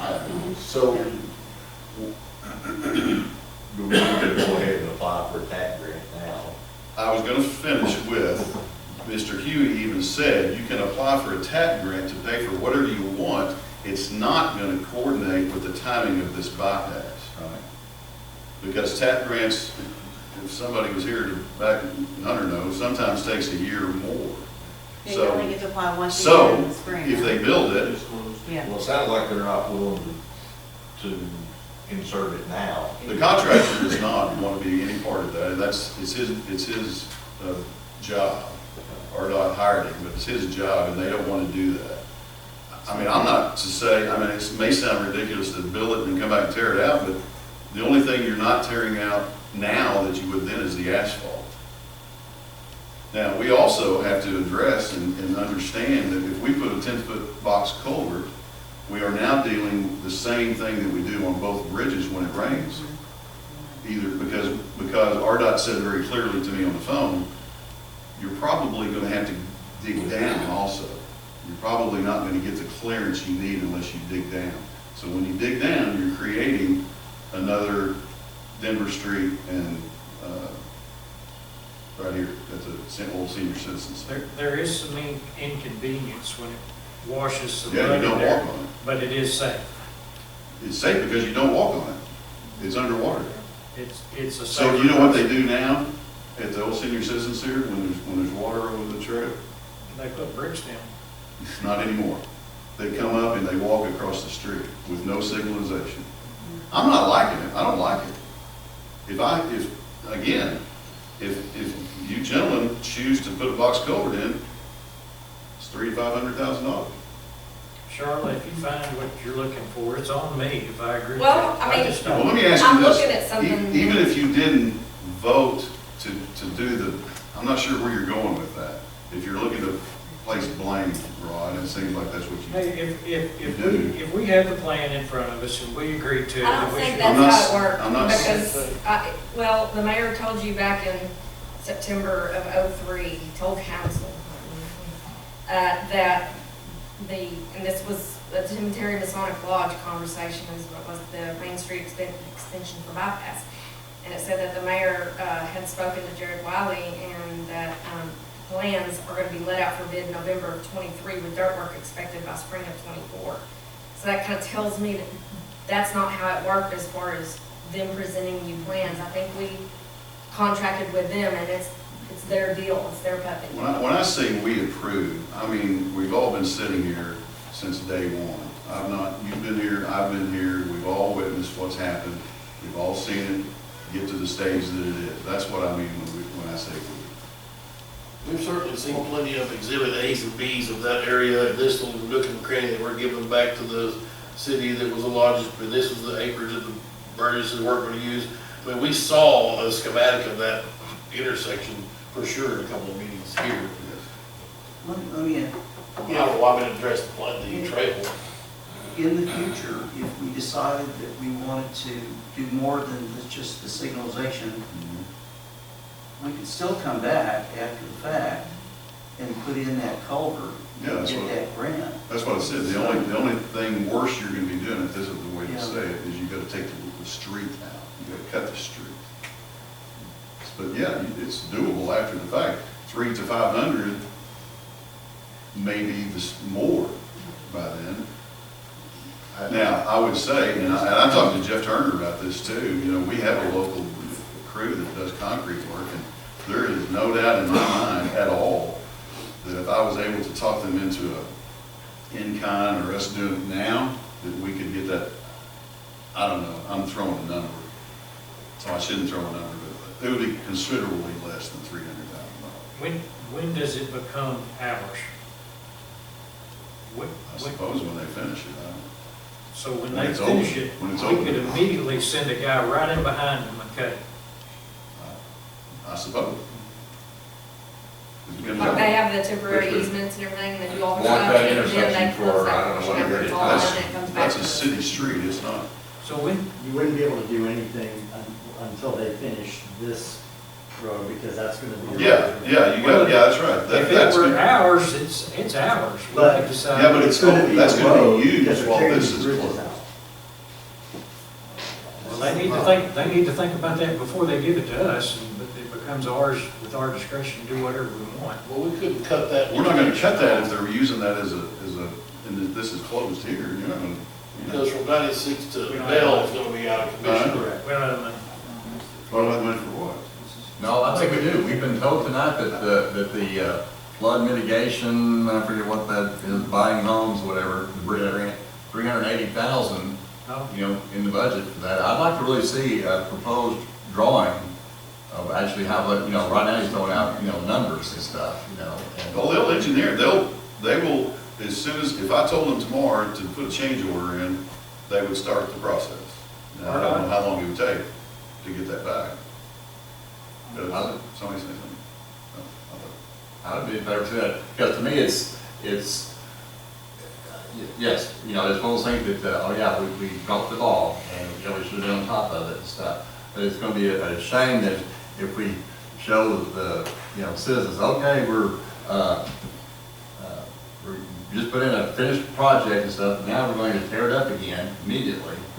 And, do something that we should have done to begin with. But we had massive crews out here that I've seen them move, dirt, just amazingly how quickly they can move dirt and stuff, and I think it's, and while they're here, it's all part of the project that they are finishing out, South Main to, to Highway 10 there. And I'm thinking, in some ways, we're kind of giving a gift here by saying this money's not going to be allocated for flooding. I agree with you, I second your motion. I'd like to go back and find those schematics we saw, because I feel certain that there was To allow the mayor. bevel entryways to the trail and get you here before crosswalk. Hunter, can you Are y'all adopting? go either way on that? And we'll look, obviously. I feel, because I know Rod would complain about it at that time. We had it in front of us. What was the question? I agree with Tim. I was just wondering if you know where, we've seen schematics before about the extension for Main Street.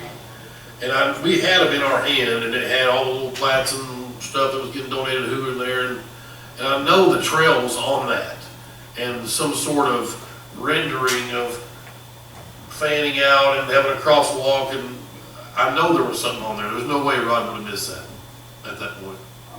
It is, I've got I think it's 349 sheets long, I've got the whole set of prints, and there is a section where it shows the temporary construction easements for the trail, where it comes up, I believe it's got crosswalk bars, but it doesn't have any signalization plans on that, and that was our original concern. But I was just showing Mr. Bell, I've got an RDOT evaluation here from 2023 where they specified, however, RDOT would ensure a crosswalk with appropriate markings and flashing lights is provided for the trail crossing south of Main Street. So our mistake was ever granting that easement without stipulations on what it was going to end up being. Well, if your stipulation was a culvert, then yes, but that's not, that was not a discussion.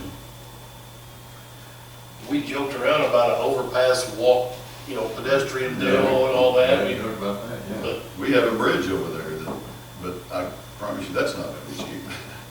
But you're saying it, they did say they would put crosswalk and signaling on the 20, what you're reading there? That was they're not gonna- 2023. They got the signaling, they just got a crosswalk. No, he said, Yeah, the 2023 environmental impact study says that they will have signalization crosswalk.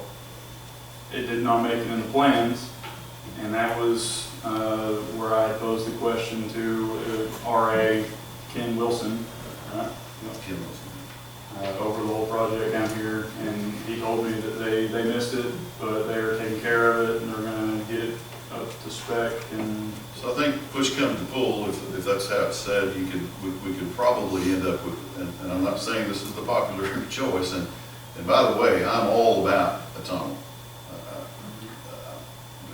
As this gentleman says to me, because I told him on the phone, he said, Mayor, I know what you're after. You're after the safest way to get pedestrians across your trail system. And second safest is signalization. Obviously, the safest is to go underneath. I mean, that was a clear, he said it to me and I said it to him. So I want it publicly known that I am all about getting the tunnel built. I think with some pressure, maybe, we can get the signalization paid for, possibly, because that's what was in the original, and then it got left out. And Hunter and I came to that realization a little while ago, and we were all talking about signalization, and we finally go back and look, and it wasn't in the plans. It was just this crosswalk. We should have never granted an easement without having all these details ironed out. Well, when you say we, who are you including? I'm including myself. Thank you. Because we voted, Thank you. and it was just kind of one of those cursory things, and we should have asked more questions we're asking now. We should have said, we're not granting you easement until you design us a safe crossing there. Well, safe to them is signalization. Are they willing to extend electricity, for the lights to go from there to across the other side, or are they willing to run electricity from another direction? Those are solar enforcement. Huh? Those are solar, those blinking lights. Those No, I'm not on the trail. What about it? The lights on the trail. What about the, Are they going to Yes. extend the Yes. electricity, Yes. from one side to the other? Wherever we had lights, they will put back. So Mayor, you're alluding to, if you called them, they would actually design this, The signalization or the tunnel? not the tunnel. They will put a change order in, and yes, they will do that. Now, I make that motion. You want to hear back what that cost is, I'm saying, I want, before I'd like to see them design it before they leave, That's what- even if we did it. that's what I'm saying. Yes, Yeah. I would too. I'll second that. I'll be glad to do that. 'Cause, you Okay, know, what was your motion? these other engineers get a hold of us and there's no telling them. No, it'll be on, Yes, that's and my I'm just motion. going out here a little bit, but Your I motion think, is to what, state it again, please? Sorry. you're right. To allow the mayor to have engineering done and a cost estimate for a change order for the underpass for the trail system. Specifically a box culvert. Specifically a box culvert or the recommendation. Whatever it is. RDOT. And he was the first one to tell me it's a 10-foot tall box culvert. One more question. Yep. You said if we went back later on and we did this, there's a grant available that Well, might not this- coincide with this, but Yeah, this TAP grant that you just approved for Casey, those are the grants that go toward our trail system. And Okay. we've never applied for a tunnel, but it would, I'm sorry, 80, it'd be an 80/20. oh, Mayor, at the minimum, if we could just get the engineering out of RDOT so we could hand it to somebody After the fact. after the fact, hand it to a Steve Bean type guy and get this done after the fact, that would be, Yeah, because just make sure, and I think you're saying it without, I want to be clear that I was told that is it Forstron? Forstron is not interested in doing it without it being a change order from RDOT. Does that make sense? I'm foreseeing Okay. if, seeing what a change order, if we could get a change Yeah. order in. I can make that call tomorrow and So, get that ball. so that was my motion to authorize you to go after this. I'm gonna restate your motion, okay? Okay. To allow the mayor to request engineering and cost estimate and a change order for box culvert for North Main Extension bypass project, right? Yes. And a second from down And here. a second from Casey. Okay. And Mayor, I understand, people are in the middle of work and they like to know what they're gonna do. If this requires a special call meeting, I'll find a way to venture on here. Okay. Mr. Brown? Sounds good. Yes. Mr. Baker? Yes. Mr. Terry? Yes. Mr. Rainwater? Yes. Mr. Shepherd? Mr. Powell? Yes. It's unanimous. So y'all just gonna leave this resolution alone? You don't need it? Yes. Okay. Like at this point, now that we've authorized it. Okay, thanks, Hunter. Mayor, Yes, sir. not be cheaper to have the trail follow under the current bridges they're building and never go up over the road? Just say, Now you're talking about crossing the creek. Well, you still got, through the creek, through, just like our other bridges where they already have it. Like this bridge right here, it already goes under it. But you got new bridges. Where are you going with So it? you have to change the direction of the trail. Right, You right. follow under Well, the there- bridges and wrap around. They There never- is all kinds Never get of, up on top. If that makes any sense.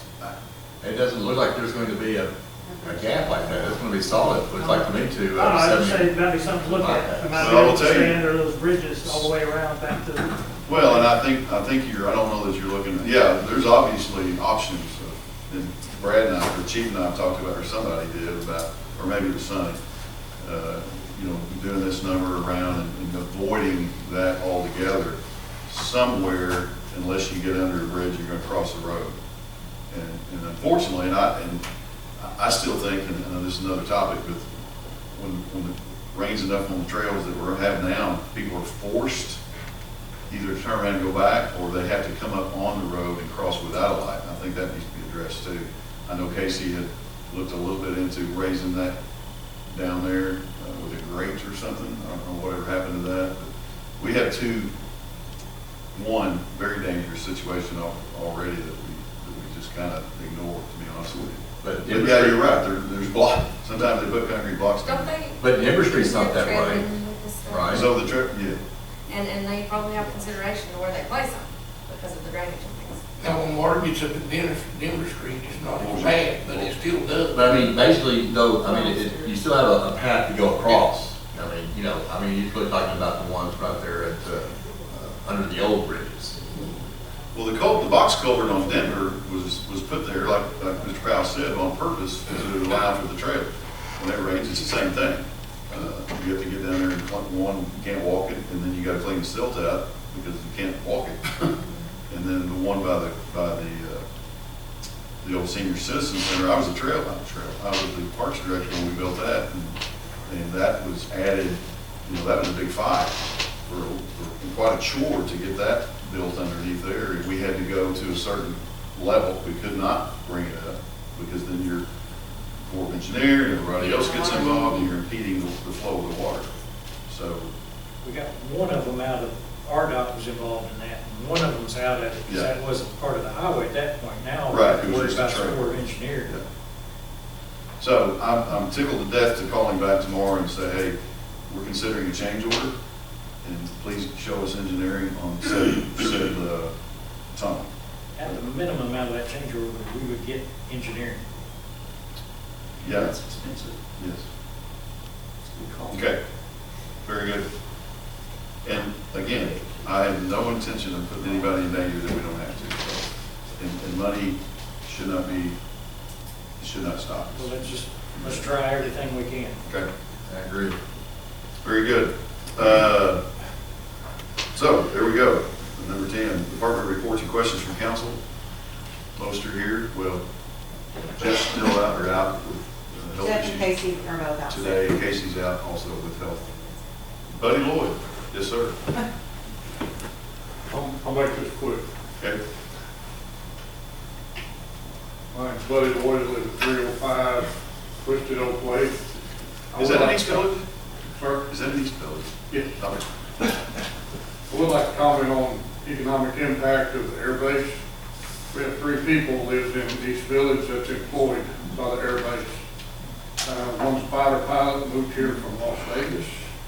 One is actually the hiring agent for Lockheed Martin, and the other is a mechanic. So they are coming.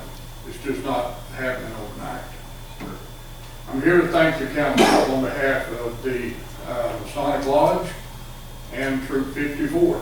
As of today, we have an officially paid for building permit. Yay. I'm also here as representative of the lodge. Mr. Stacy Fox, who is leader of our lodge, asked me after the meeting with the mayor and the city planning commission to please remember that I am representing the lodge. I got a little heated in the meeting. I apologize. We're excited about getting started. We're excited about the scouts being part of our building, and we want to thank the city council once again for allowing us to be there. Thank you, Buddy. Thank you. Y'all doing pancakes again? Sure. Y'all doing pancakes for the 4th of July? Yes, we are. We are doing pancakes for the 4th of July. It will be at the Most important question. Farmers Bank meeting room. Thank you.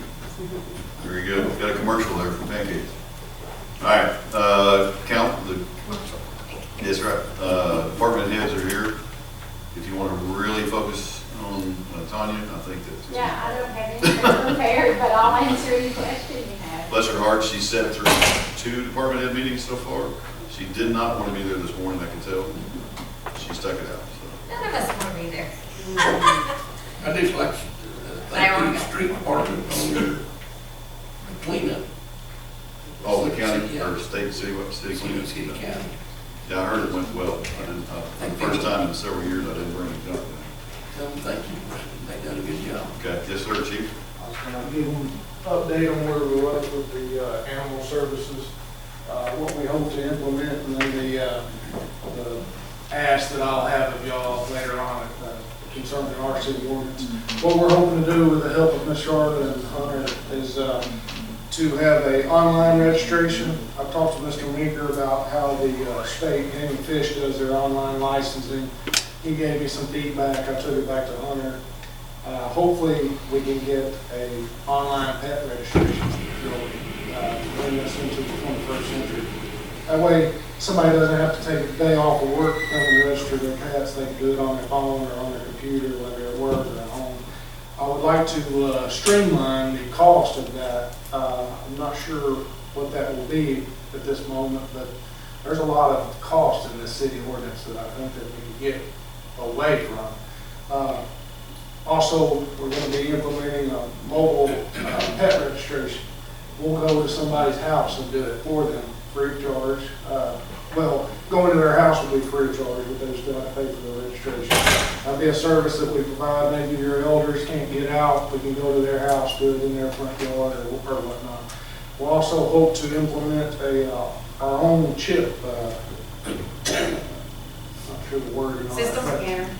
You're right, where we chip dogs and pets, the city would. Our new animal services, young lady, she's certified to do that. We have a cost analysis that I presented to the department heads today. We can roughly purchase these chips at $1.50 a piece. Our target goal is what we're thinking now is around $25. That fee would include basically the credit card fee. Just be 1 cent fee. Right now, you have to register your animal every year. That was a surprise to some folks. What I would like to see is one-time registration, whatever we set the fee at, one-time cost, your animal's registered, because the goal is to get more animals registered. That way we can find the owners quicker, and we're not spending the money housing these dogs. That's the goal. That's where we're at. That's what we're working on. We're proud to take on this project. It's going to be some growing pains, I think, but as soon as we get the system in place, I think it'll be nice. So I think it'll be a good for us as a public service, a good product. Hopefully it'll be a good product to the citizens. And hopefully it'll be cost effective for us. Hopefully we can make a little money instead of losing money. Chief, I'm proud of your forward progress because for a very long time, unfortunately, the whole animal, finding them, successfully has been a real problem for a lot of years.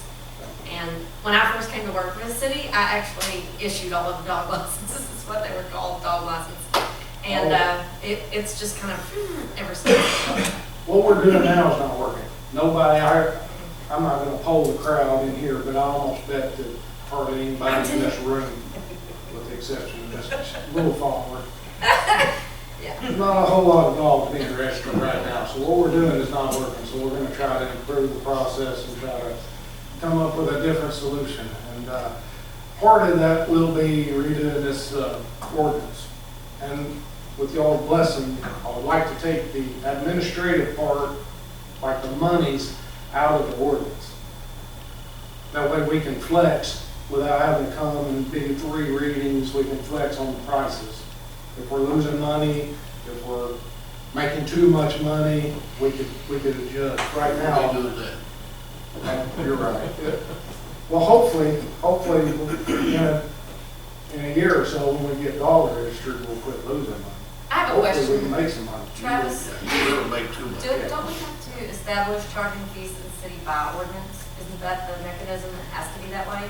When we charge fees, that's where I'm thinking, unfortunately. Maybe so, It could be maybe an we can. appendage to the ordinance, and then that could be. Well, maybe in the ordinance say we can set it by resolution and just do it by resolution then. They're easy, kind of like our salary matrix. Make them 2 separate. 2 separate ordinances, maybe. I don't know, we'll work that. I'll reach out to the city attorney, and he's already helped me with a couple of things. We met with the TNR, Greenwood TNR club this past week. We had a really good meeting, I think. We got a plan in place, and that part of that will be basically who we get for the volunteer for them to do that. We would give them a caretaker exemption. We would provide them an ID card, let them know that they was an animal service volunteer. That way we can identify them at night when they're out there doing their business. It's not hurting us. It's not costing us anything. It's not hurting us by them being out there and doing it. They want to do it. The city of Fayetteville's got a very good ordinance that covers pretty much everything we need to cover. And there was some conflicting, the reason why there's some confliction with the Arkansas state law about feeding animals, and there is a caretaker exemption that we might be able to utilize. Any questions about that? Chief, That's what we're working on. I appreciate you, taking on, the animal control part. I mean, things been bounced back and Yeah. forth, and I appreciate you you know, willing to do it and doing it with a fresh set of eyes and being innovative. And I like your idea of being a one-time registration, because that's really the goal, is just to get them registered so you can, the chip thing, that's fantastic. So I appreciate it. Chief, I think it's a good look for PD, and like AC said, I really appreciate your initiative in tackling a problem. That's a difficult problem. Appreciate it, thank you, we'll do our best with it. Sounds like they're on their way. It's a good time. Chief has taken this project like he's done every other project since he came on. Very good job. It's so good to work with. Thank you, Chief. Yes, I sir. got a question, I got a comment. We were talking about the codes and how we got, where we were. Charlotte and I cleaned up a ton of what happened to our attorney at the time, the city attorney recommended, just did amendments, and they started stepping over each other. And pretty soon, we had 3 or 4 ordinances tethered together, and they contradicted each other. And you're about to get there again, you start talking about doing appendage to an ordinance or amendment. I recommend when you repeal and replace, it's the only way to do it. It's dead, done, and over with. You don't have to look You back start and find stacking these others. ordinances and adding things to them, it's a nightmare to keep up with, and they contradict each other. And I think Charlotte and I thought we had them 100% cleaned up, and since then I've stumbled one, we'll find one buried down in there. And then we're in direct violation, or not violation, but we're not enforcing it, or we're enforcing it incorrectly, because we've got 2 of them out there, and they're opposing each other. So definitely repeal and replace, and make policies when you can make policies, as opposed to a hard ordinance. We've got enough, Lord knows we've got enough laws, I think. Tim, I mentioned to you last meeting about what I thought was kind of trashy looking. We got left that job, and I noticed about 2 days later, you got it cleaned up. I think the street helped the wastewater do that, the street department helped with that. Where you were talking about, Yeah, well, I appreciate it, because it really looked really good when y'all did it. wasn't me, but the street, and Well, my guys did. that's one thing, when you say something to Tim, man, he gets on it. Well, I would have got on it, but it got took care of. It wasn't really our mess. I don't know why that got stopped. I think there was just there was a lull there for some reason in that project. I don't know why, and then things were going on, it's bad weather and so on, but whoever fixed it did a great job. It lived up to my standards for sure. I feel that. Over the 20 years I've known you and been involved with the city, I just noticed anytime you just mention something to you, it's done. Yeah. The only one better is Charlotte. I just didn't do this. Charlotte got all the batteries and tires. It does look good though, but anyway. Thanks. I would imagine we still got some water ordinances out there that need looked at and need done away with, or correct, repealed. Anything else for any other department heads? I want to thank the fire chief for, I guess, saving my mom's life, or whatever, she had a heart attack. I don't think I don't know if he saved her life, but he certainly didn't kill her. She's not, yeah, trying to be in trouble. Right. I'd get butt with it. He's doing well That now. wouldn't go well in the family reunion. No, it did not. Well, good job, Chief. My mother had a heart attack at First National Bank while she was working, if you're wondering, and so yeah. But I figured I'd be getting bombarded with stupid ambulance requests tonight because we had to wait on the Fort Smith EMS to come in, but Stuart did a good job not bombarding me with all that. Yeah, how'd she do it? She's doing well. She had a stent put in. She had 100% blockage and RCA, whatever that means. Yeah. Good deal. Speaking of stents, I think Mr. Brown had a little issue there, didn't he? Yeah. Glad to see you up and around. She was still calling me honey the whole time. But no- AC? Oh, different story. Okay, sorry.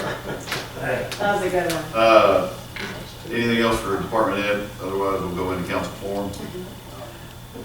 I have a couple real quick, just to throw at you, or whatever.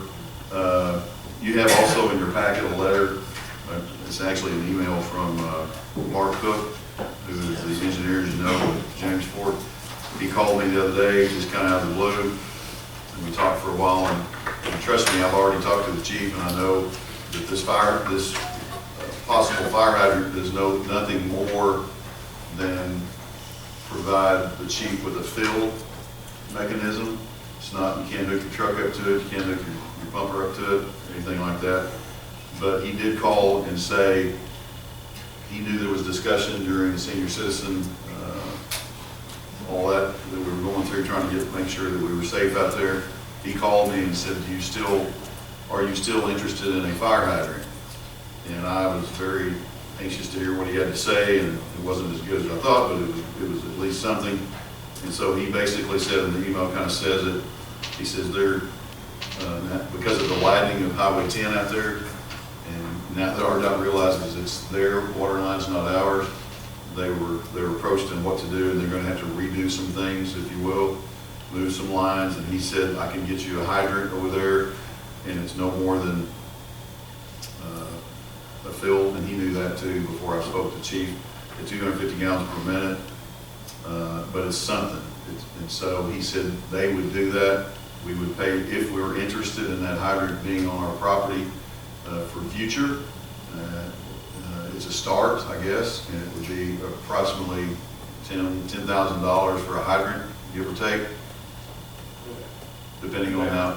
That's a price on the standard Okay. hydrant in the And city. he kind of referred to that amount too. And then he went further to say, and he and I had a discussion, and he feels like I do, that one day, no matter how everybody feels, I guess, but someday I look for all that to be developed by Greenwood at some point. And he said they would also be upgrading to a 4-inch line, I think is what it says. And if we were in the least bit interested in paying to upgrade that line to a 6, I guess, that was a much higher cost. It's not in here, it's not in this email, but he mentioned he rattled off something like $200,000 to do that. And I said, all this stuff would be, I'd be bringing to council or let you make me aware of it. And he kind of wanted, not an answer, but some direction within the 2 weeks, and that 2 weeks has passed. But because I got an email today from Miss Zimmerman? Yes, Christian Zimmerman, that they were kind of on hold. They're going to redesign that a little bit out there, meaning, she didn't say the highway, she just said there's some redesigning work going on. So she didn't need anything from RDOT, from James Ford, therefore James Ford does not need anything from us just yet. But he may be approaching me later to see if we are interested in putting a hydrant that would be nothing more than a fill for 10 grand or so, or upgrading the line that they would be putting in for future Greenwood. I just wanted to let you know that. And if you have questions that you want me to, what I would prefer to do is let this, you kind of soak this in, and then at some point, if we have serious questions or concerns, or if we're interested in either one of these scenarios, that I get Mr. Cook to come and explain to you what that means instead of me. Does that make sense? Because he knows the ins and outs. Very interested in the fire hydrant. Me too, and I spoke immediately to Mr. Posey. He was in the lobby, and I called him in. I was kind of on cloud 9 because I thought, okay, we got. I'm hearing the word fire hydrant, and so I thought it was cool. And That is not much water. No, It's exactly. better than my water hose, but not much. Right, exactly. That's what I was going to ask you, the proper suppression, what are you interested in? Well, you can fill tell us, Chief, you'll opine on that. You could open it up like you would at Bell Park, and it'd be filling a big tank for us to suck water out of. If we don't have one, we'll get what we call Greenwood rule, have a dump tank, but it'd at least give you some water to start filling the tank up with, to suck water out of while you're running back and forth down the road to get water. And so, Not it's perfect, but it's something. And in my opinion, you didn't ask me, well, you kind of did. To me, it's just putting something in the ground, on the ground, that for the future. And I know that eventually that line might need to be bigger, which we have an option to do that for a cost. But it's something, and we know, or I know, or I believe I know, that's when we develop, or as we need to develop, it's going that way. That's just my 2 cents. Does the state have a new attorney general? Tim Griffith, the new one? I don't know for sure. Is that right? We talk about rural water. Yeah. That's a whole, If at a minimum, we could at least bore under the road with a larger casing to plan for future expansion. I mean, to me, it's a good future something, foothold, if you will. It's still Tim Griffin. Yeah. Good. Because I'd like to hear what he opines on the service area argument, because it's so vague and not in black or white in state statute, just throw a dart on a map, that's ours, and you can't come over here and play. And, There's nothing official about it. and that's very frustrating. I don't remember who went in this crowd with me to, Sonny went. Who was with us, Sonny? Who? John Bailey with the Water Commission went to Little Rock and visited with rural folks and what was the representative there? Holland. Reese Holland. And Holland's over there. we got nowhere. I mean, that's been several years ago. Oh, yeah. Oh, this Bruce or Chris Copeland? Bruce was there. Tim, the question, you're not gonna win a water rights service area, they've had it for too long, I don't think. The question that I would want answered is, everything they got inside our city limits is grandfathered, but if they're putting something new, why would they not have to adhere to our standards? And our size, and that's a legal question I would want to know. Well, and that, as we know, that ground is city limits. Because I don't Nothing know, else is. I don't know, Steve may remember this, it's back when we had the 5 mile planning jurisdiction, there was someone adding on James Forks line, and Steve made them put in fire hydrants, to our specifications. And I think there were duplexes or something like that. And that was when they had the 5 mile planning jurisdiction, but this is if they're putting a new line in our city limits, serving people in our city limits, why would they not have to adhere to the same standards we do? They're a rural provider, I get it. This is not, and Great I'm question. just curious what the law is on it. I don't know. That's a good question. Yeah, I agree. So I just wanted to tell you what the conversation I had. Maybe something we have to look at our state code too, that when it comes into the city limits, it has to meet our, I didn't think about that, or meeting our standards, just like any other thing that comes in. Yeah, If it's a hydrant, it may have to be a minimum 6 inch. that would be wonderful. I know, but I'm just saying. And not in us paying for it. That's a good point, and we'll follow up on that immediately and find out. I would suggest we will do our part here, and I would suggest any of you that know anybody in the world of, So the more you annex and control, you control.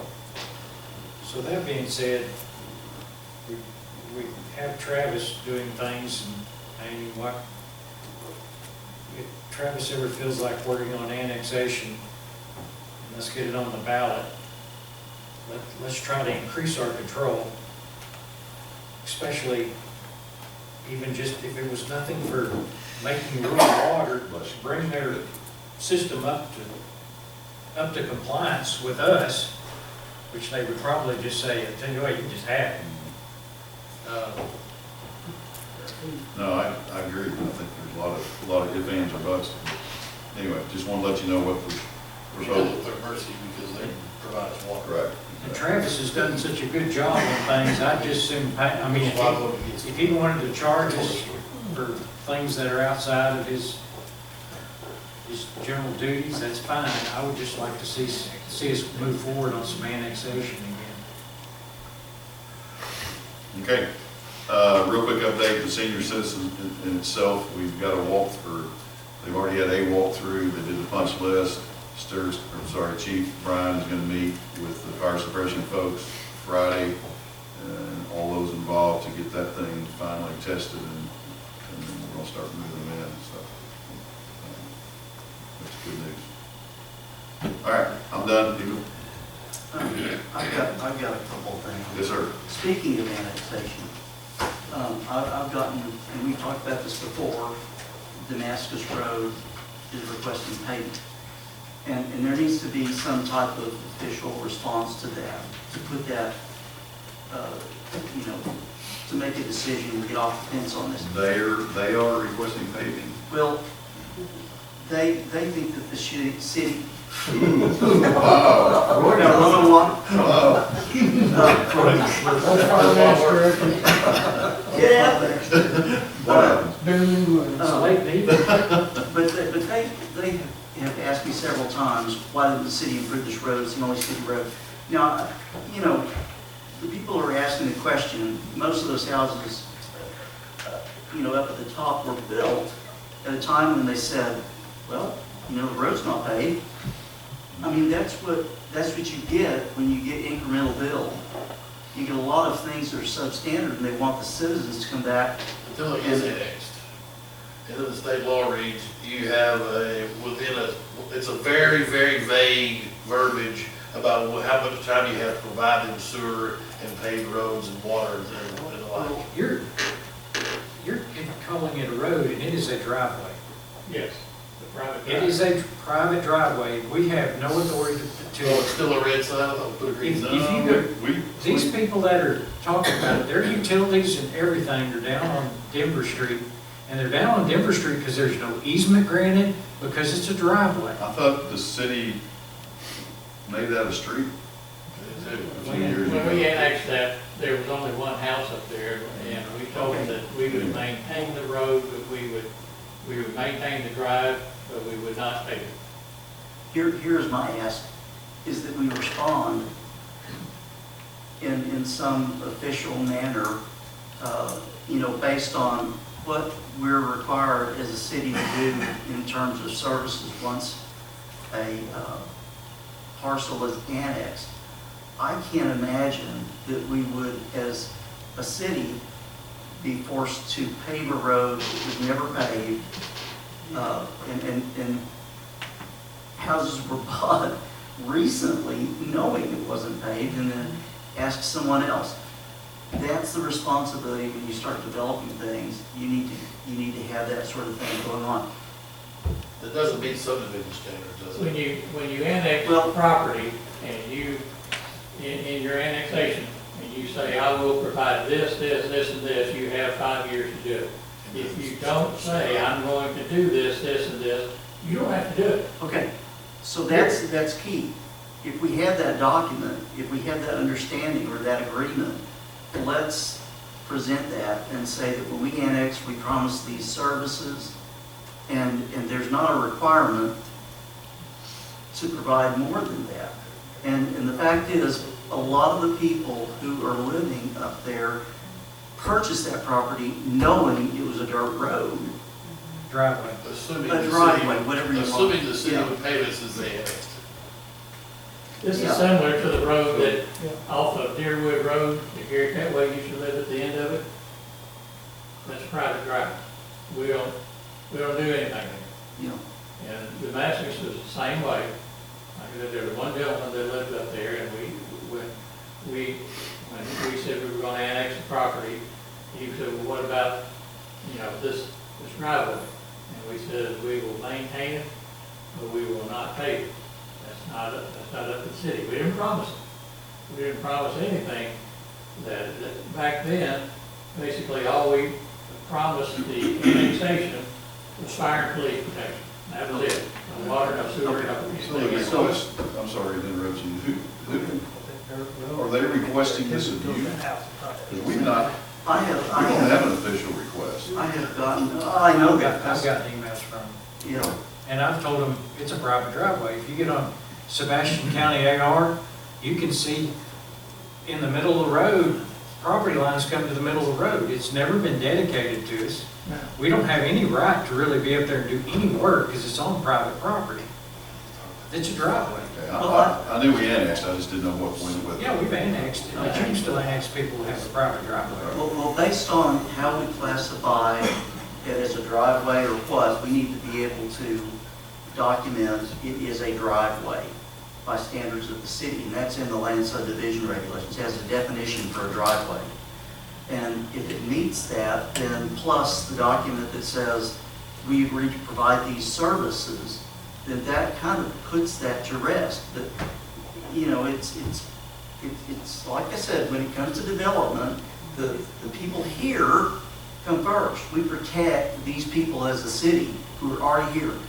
And then we're also trying to protect those people who are buying into a development to make sure that the property they're buying into doesn't have that dirt road. And then the third we're trying to protect is the developer's ability to make money in this town. And certainly we want that, but we don't want to do it at the cost of our citizens or the people who are receiving the benefits from the development. What color is this Damascus street sign at the bottom of the hill? Green or red? Red. Still red? County side. Once it turns green, then it is our responsibility to make it up to city street standards, but as long as it's a private drive. There's going to be more houses on it because there's no hydrants at the bottom of the road. There's a 9,000 square foot house at the top. At the top of the hill, there's two of them. Well, you can't tell a man what he's gonna do with his own land, chief. But, Unless it's a strip bar. but once the land is divided, he becomes a developer. Is that not the right understanding? If he divides it enough.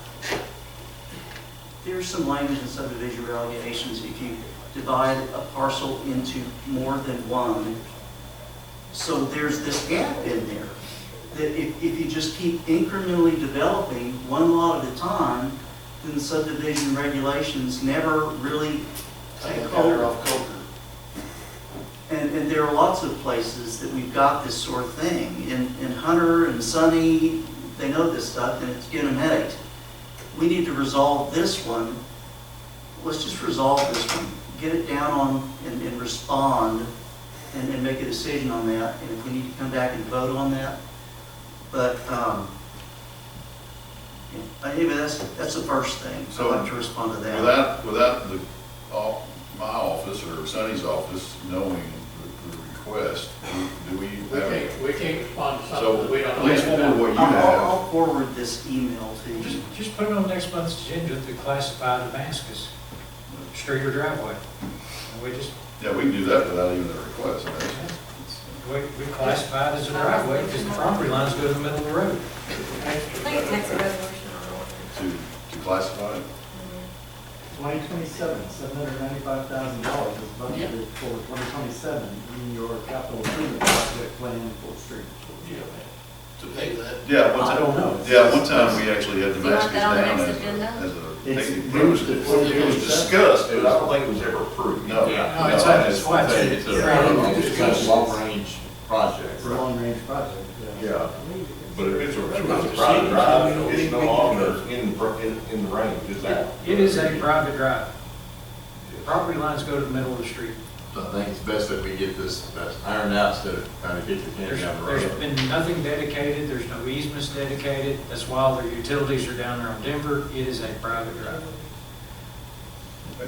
And if we could do that, I could email that back to her, because she emails me too. Well, I think that Hunter, Sonny, What y'all about do the that? folks down in Greenwood that are getting all the Are you dirt, wanting it on the next rocks page? in their yard, that they probably love it, you No doubt. I recently had the street department go up and clean that ditch out on the north side of Denver. So it's catching, it's not allowing that to run over the top anymore. I got it. So, street department come on Webster, and they cleaned probably 25 feet, and that was great, it looks great. But I wish they had just kept going a little bit and caught on the other side, because the other side of Webster Oaks, there's a belly in the road, I mean, a belly in the ditch. It's getting that, I wish they would have done more. well, From the new drive up to the pond, I know we had plans to do that. You had plans, okay, thank you, that's Is that what great. you're talking about? Yes. Yes. Yes, that's great. Yeah. one question I have regarding that is, did we acquire easement on that drainage study that Chad On the new put house. together?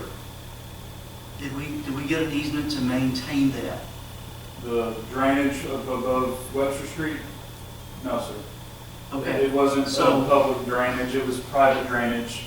They were just doing, that was their process to control the runoff in a way that didn't affect anybody else. okay, so, there's a flaw in it because there's still, a lot of problem with that. Tom, would you just pause right there? Can I refer to it? Sure. If you move your arrow, go ahead, Steve, I didn't mean to interrupt you. But if you'll move your arrow, you see the big Mark Dean house, or he sold it, that house is about 10,000 square feet. If you'll come down where it says, where the D is in Damascus, come down a little bit further to where the trees, and you kind of see a fence line, come down, stop right there. Okay, that is the only part that Damon Sadler may have dedicated that part of the road to us at one time, but his property line doesn't come to the middle. But everybody else above that, it's all private property. But all their utilities are all the way down to the bottom, and that's because they won't run utilities anywhere that they don't have easement. There are no easements. It has never been dedicated to us. That entire road is a driveway. It may say Damascus RD, but that is really a driveway. With the exception of what could be from It's his a private driveway. What could be What's the line of classified. Damon's property? I think that's the only thing we could probably legally get onto is just right above the last Damascus RD. Because I think Damon may have dedicated that to us at some point. Probably not willingly. Probably not.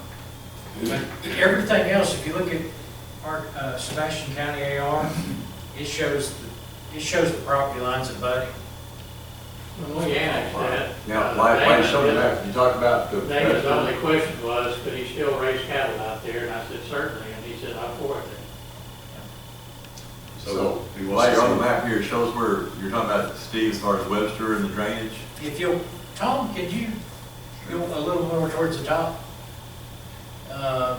If you see where the R is in Webster, right there, there's a belly in the ditch.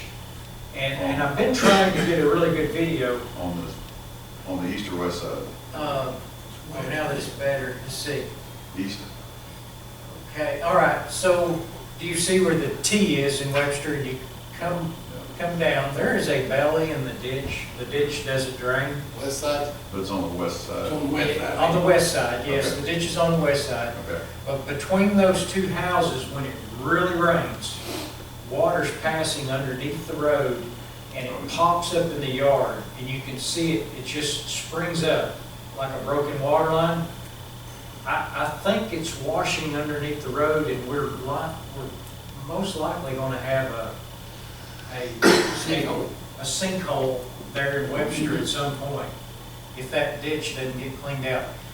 It's actually, that's the Jasmine's house, and then Brian Robbins lives there. It runs between Brian Robbins and the next guy, I don't know, and it pops up in their backyard. I can look over the fence, but it's always raining so hard I can't get a good video. There's the belly. But yes, that's the belly. You see water standing there right now. That water is passing underneath that street and it comes up between those two houses and in the backyard. That explains it because it is not going over the top. It is not going over the top. Yes, sir. It is going. I was called by Mr. Councilman Tedford there the other day to go look, and I did, and his wife is already out there. And by the way, Mr. Tedford, she agreed that I was right. Yeah, and I told her, all I know is I'm in Tallahassee. It does feel good. Oklahoma. Yeah. I have no idea when that's going to collapse. So that's but there's interesting. got to be a sinkhole there. I was dumbfounded myself because I go down to Mr. Goldstein's, he's gone. I go down to his house and the water that's running behind your house and behind the house between you and Mr. Goldstein. And if I were Joe, I would push that back behind my shed there, but it's coming right into him because he doesn't have it directed. He's got drainage everywhere. Yeah. He spent a lot of money on French drainage, but that water, I'm looking at it coming across your cul-de-sac over towards Steve's house, and I drive back up there, it's not running over. And I know there's rain hitting, so you got surface water, but if it's going underneath, But there's, one day that road's going to collapse right there. It is coming underneath. Okay. And I can see it in a pouring down rain. It kind of pops up just like you had a broken water line. It's just shooting up in my neighbor's backyard. I look over the fence, but the videos aren't, you can't see anything. It's just too much rain. And And then it runs down in mine and then comes Behind that down house, to I think it's coming between, so back this way. Is that what you're saying? Yes, But that's where it's going. It's not on the other side of the road, it's in their backyard, it's going all the way. Yeah, it's probably traveling 45, 50 feet and then So, emerging. yeah, he has on his books, and I don't know that it'll help what you're describing, but where that water's standing, they have instructions to dig that out and try to get it going back toward that pump on that side. Yeah. Of course, you know that's a weird, depending on where you shoot that grade, which way it goes. Well, okay, but I guess,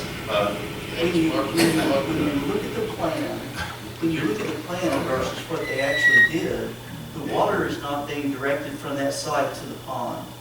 It sort of goes on the outside of the wooded area, and it's gonna be running right down into that area. So some of it's. But it wasn't. I'm not Well, disagreeing no, with you. But the puddle you see there. Yeah. There's still a tremendous amount of water because they're moving all the water from that house and that retention pond outside of the old wooded area and down. It should go farther out, because I drove up Mr. Dean's old driveway the day your wife we were meeting each other on the road. I drove up to his driveway to look, because the hunters described it to me, well, it's not natural, I suppose, but there's this, I wouldn't even call it a ditch, there's a little bit of a swell coming from where they want that water to come, down to across, go under Mr. Dean's fire pond. But yeah, I didn't, there was a trickle, it wasn't running. So it's not making its way down, at the angle.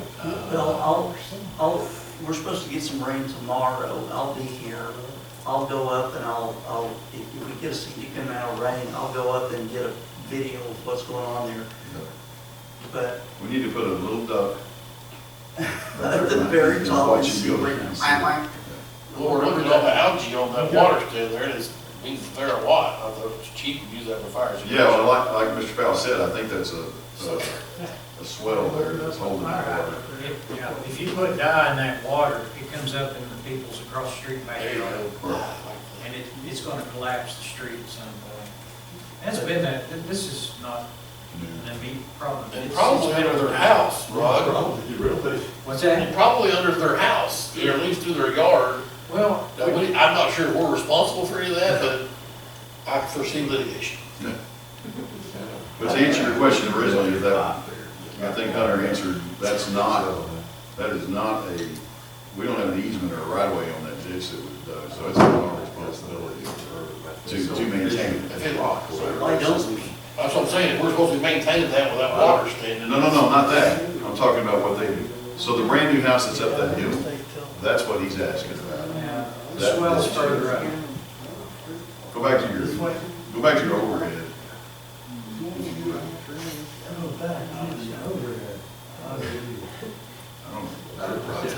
You did a lot better than I could ever do. It's one of those layers.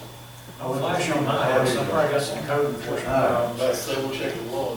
There's Webster, So right across from West Ridge Drive is a new driveway that's going straight up that, right, there you go, keep going. Yeah, And there's a new house somewhere, about right there. And so, I've not been up there. Steve trespasses all the time, but I've not been up there yet. So they dug a ditch, if I'm understanding, and I saw the report, I got it on my desk, that Brixie did. They dug a ditch at the back of that house, am I right, Hunter? And it's going now, go back to the back of that cleared off, if you will, with your, right there. Now come down. So they dug a ditch to try to redirect, go down this way, and it's supposed to, Back out a little bit. yeah. Yeah, it's supposed to hit that, see that open area? It's supposed to go all the way down, no, down. It's supposed to hit that, and then hit a ditch thing right there and direct it down to his driveway. It's supposed to direct it Right. from that clearing there into this pond. Right, that's what It kind of meanders down along these trees and aims right at that low spot. I mean, that water that's coming out of that ditch is just, they went around, but they didn't go where he said to go. And we've got no easement to maintain it, even if it were dug where it's supposed to go. And there's no engineering done on the pond to know for sure if it's going to contain that 100-year rain, or the generational rain, as everybody calls it. Right. No, that's clear in Rick's report. So he did not go according to the plans.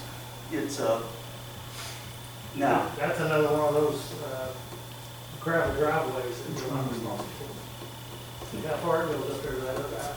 Yeah, I mean, but at any rate, you know, we don't have anything that we need, even if he dug it as it was supposed to be done, we don't have easement to maintain it from that point on. When the plans for this house came into the city hall for building permits and such, at that point, this one, all these questions probably should have got asked. Well, obviously, and I think one of the things that we need to look at is Greenwood has some significant hot spots in this town, not just for drainage, but for sewer. Every top of the hill is a hot spot where the construction's going. Certainly is. But we need to look at every area that has some important consideration related to either sewer capacity on the west side or the number of lift stations that we have. We've always had a history of a lot of lift stations here. And just look at these hot spots and things that we want to try to avoid in the future and document those things. So every time we look at some sort of development, we can say, oh, that's impacting this. And really have our radar focused on these things. Because we should never, I mean, the drainage should have been there before the plan, everything, before the house. And I understand it's just an individual house. But you have to look at it from the standpoint of first focus on the people who are already having problems and say, what's it going to do to that? And Like when that dam breaks on that big pond, it wasn't built for retaining water from people from the top of the hill. Everybody in Grandview's gonna get a little drink. I don't know. But We went to that Heritage Country Club and built that pond for water out there that we get. There's some 4 or 5 houses there along 10. We had to go through a whole lot of rigmarole to make sure that dam was solid. But, I mean, Martin Dean built that big house with a pond in the front yard too, and I don't think he built it to catch water from Tom Johnson's house up on top of the hill. I'm quite certain it wasn't for that.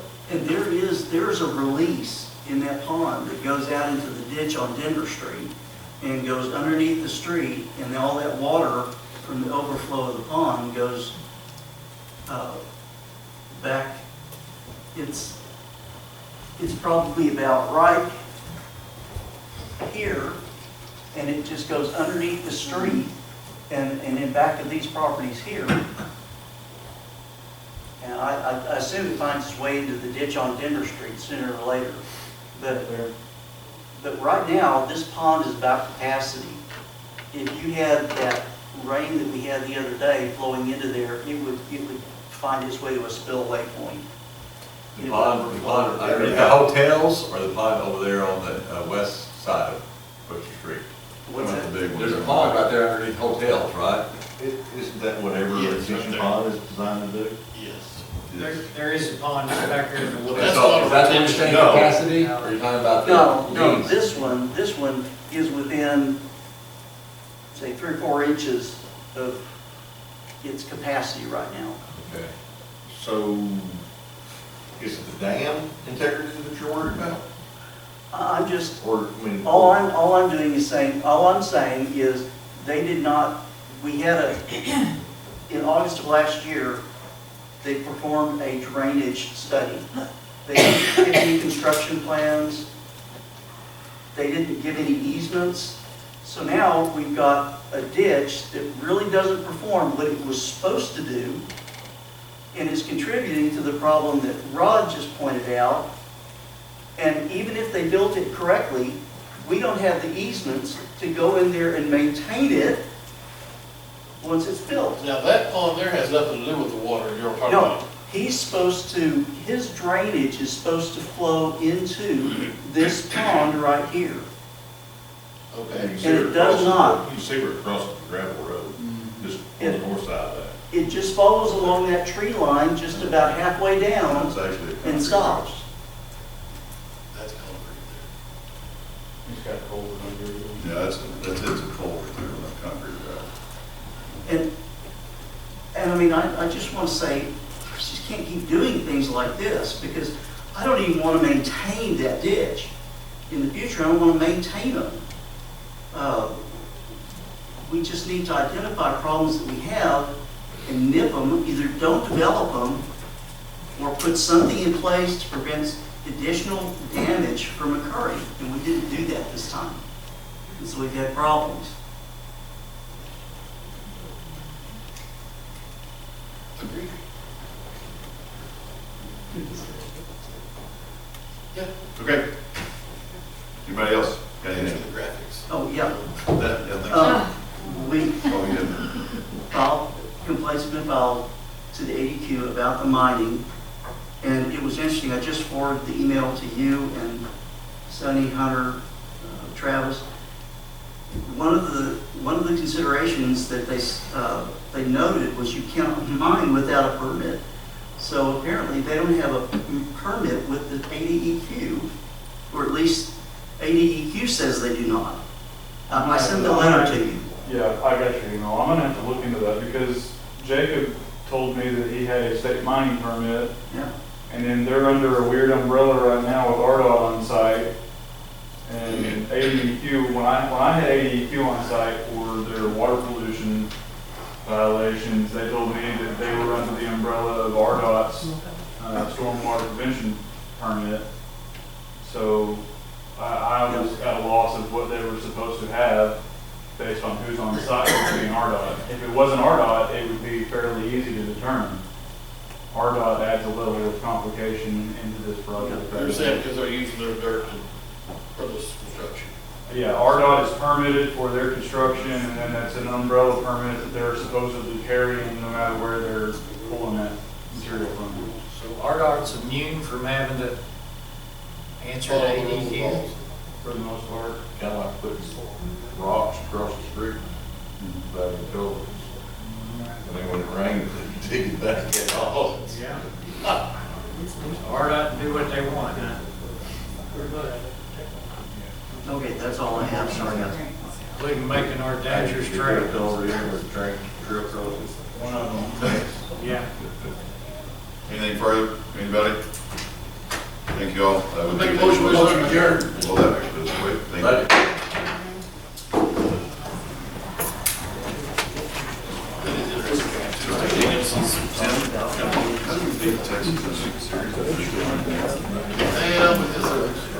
Texas is steering wrong. Well, so is. Another 15. Not really. There's Yeah. In Arkansas, a lot of them. Yeah, I'm gonna go to the court steps. We're actually blowing on.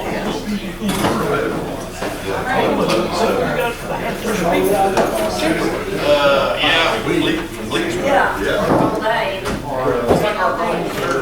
They're actually one of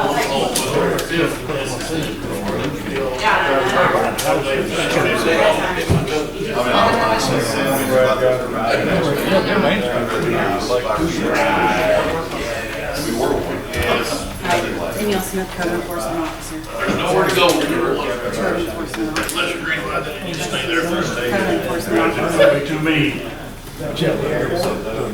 Like another one.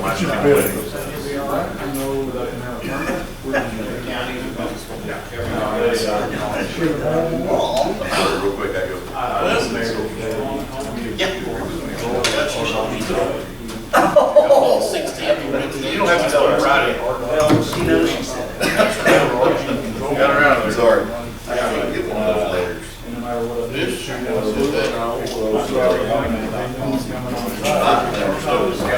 I got it, but the RSPC is May 2nd, so we're late.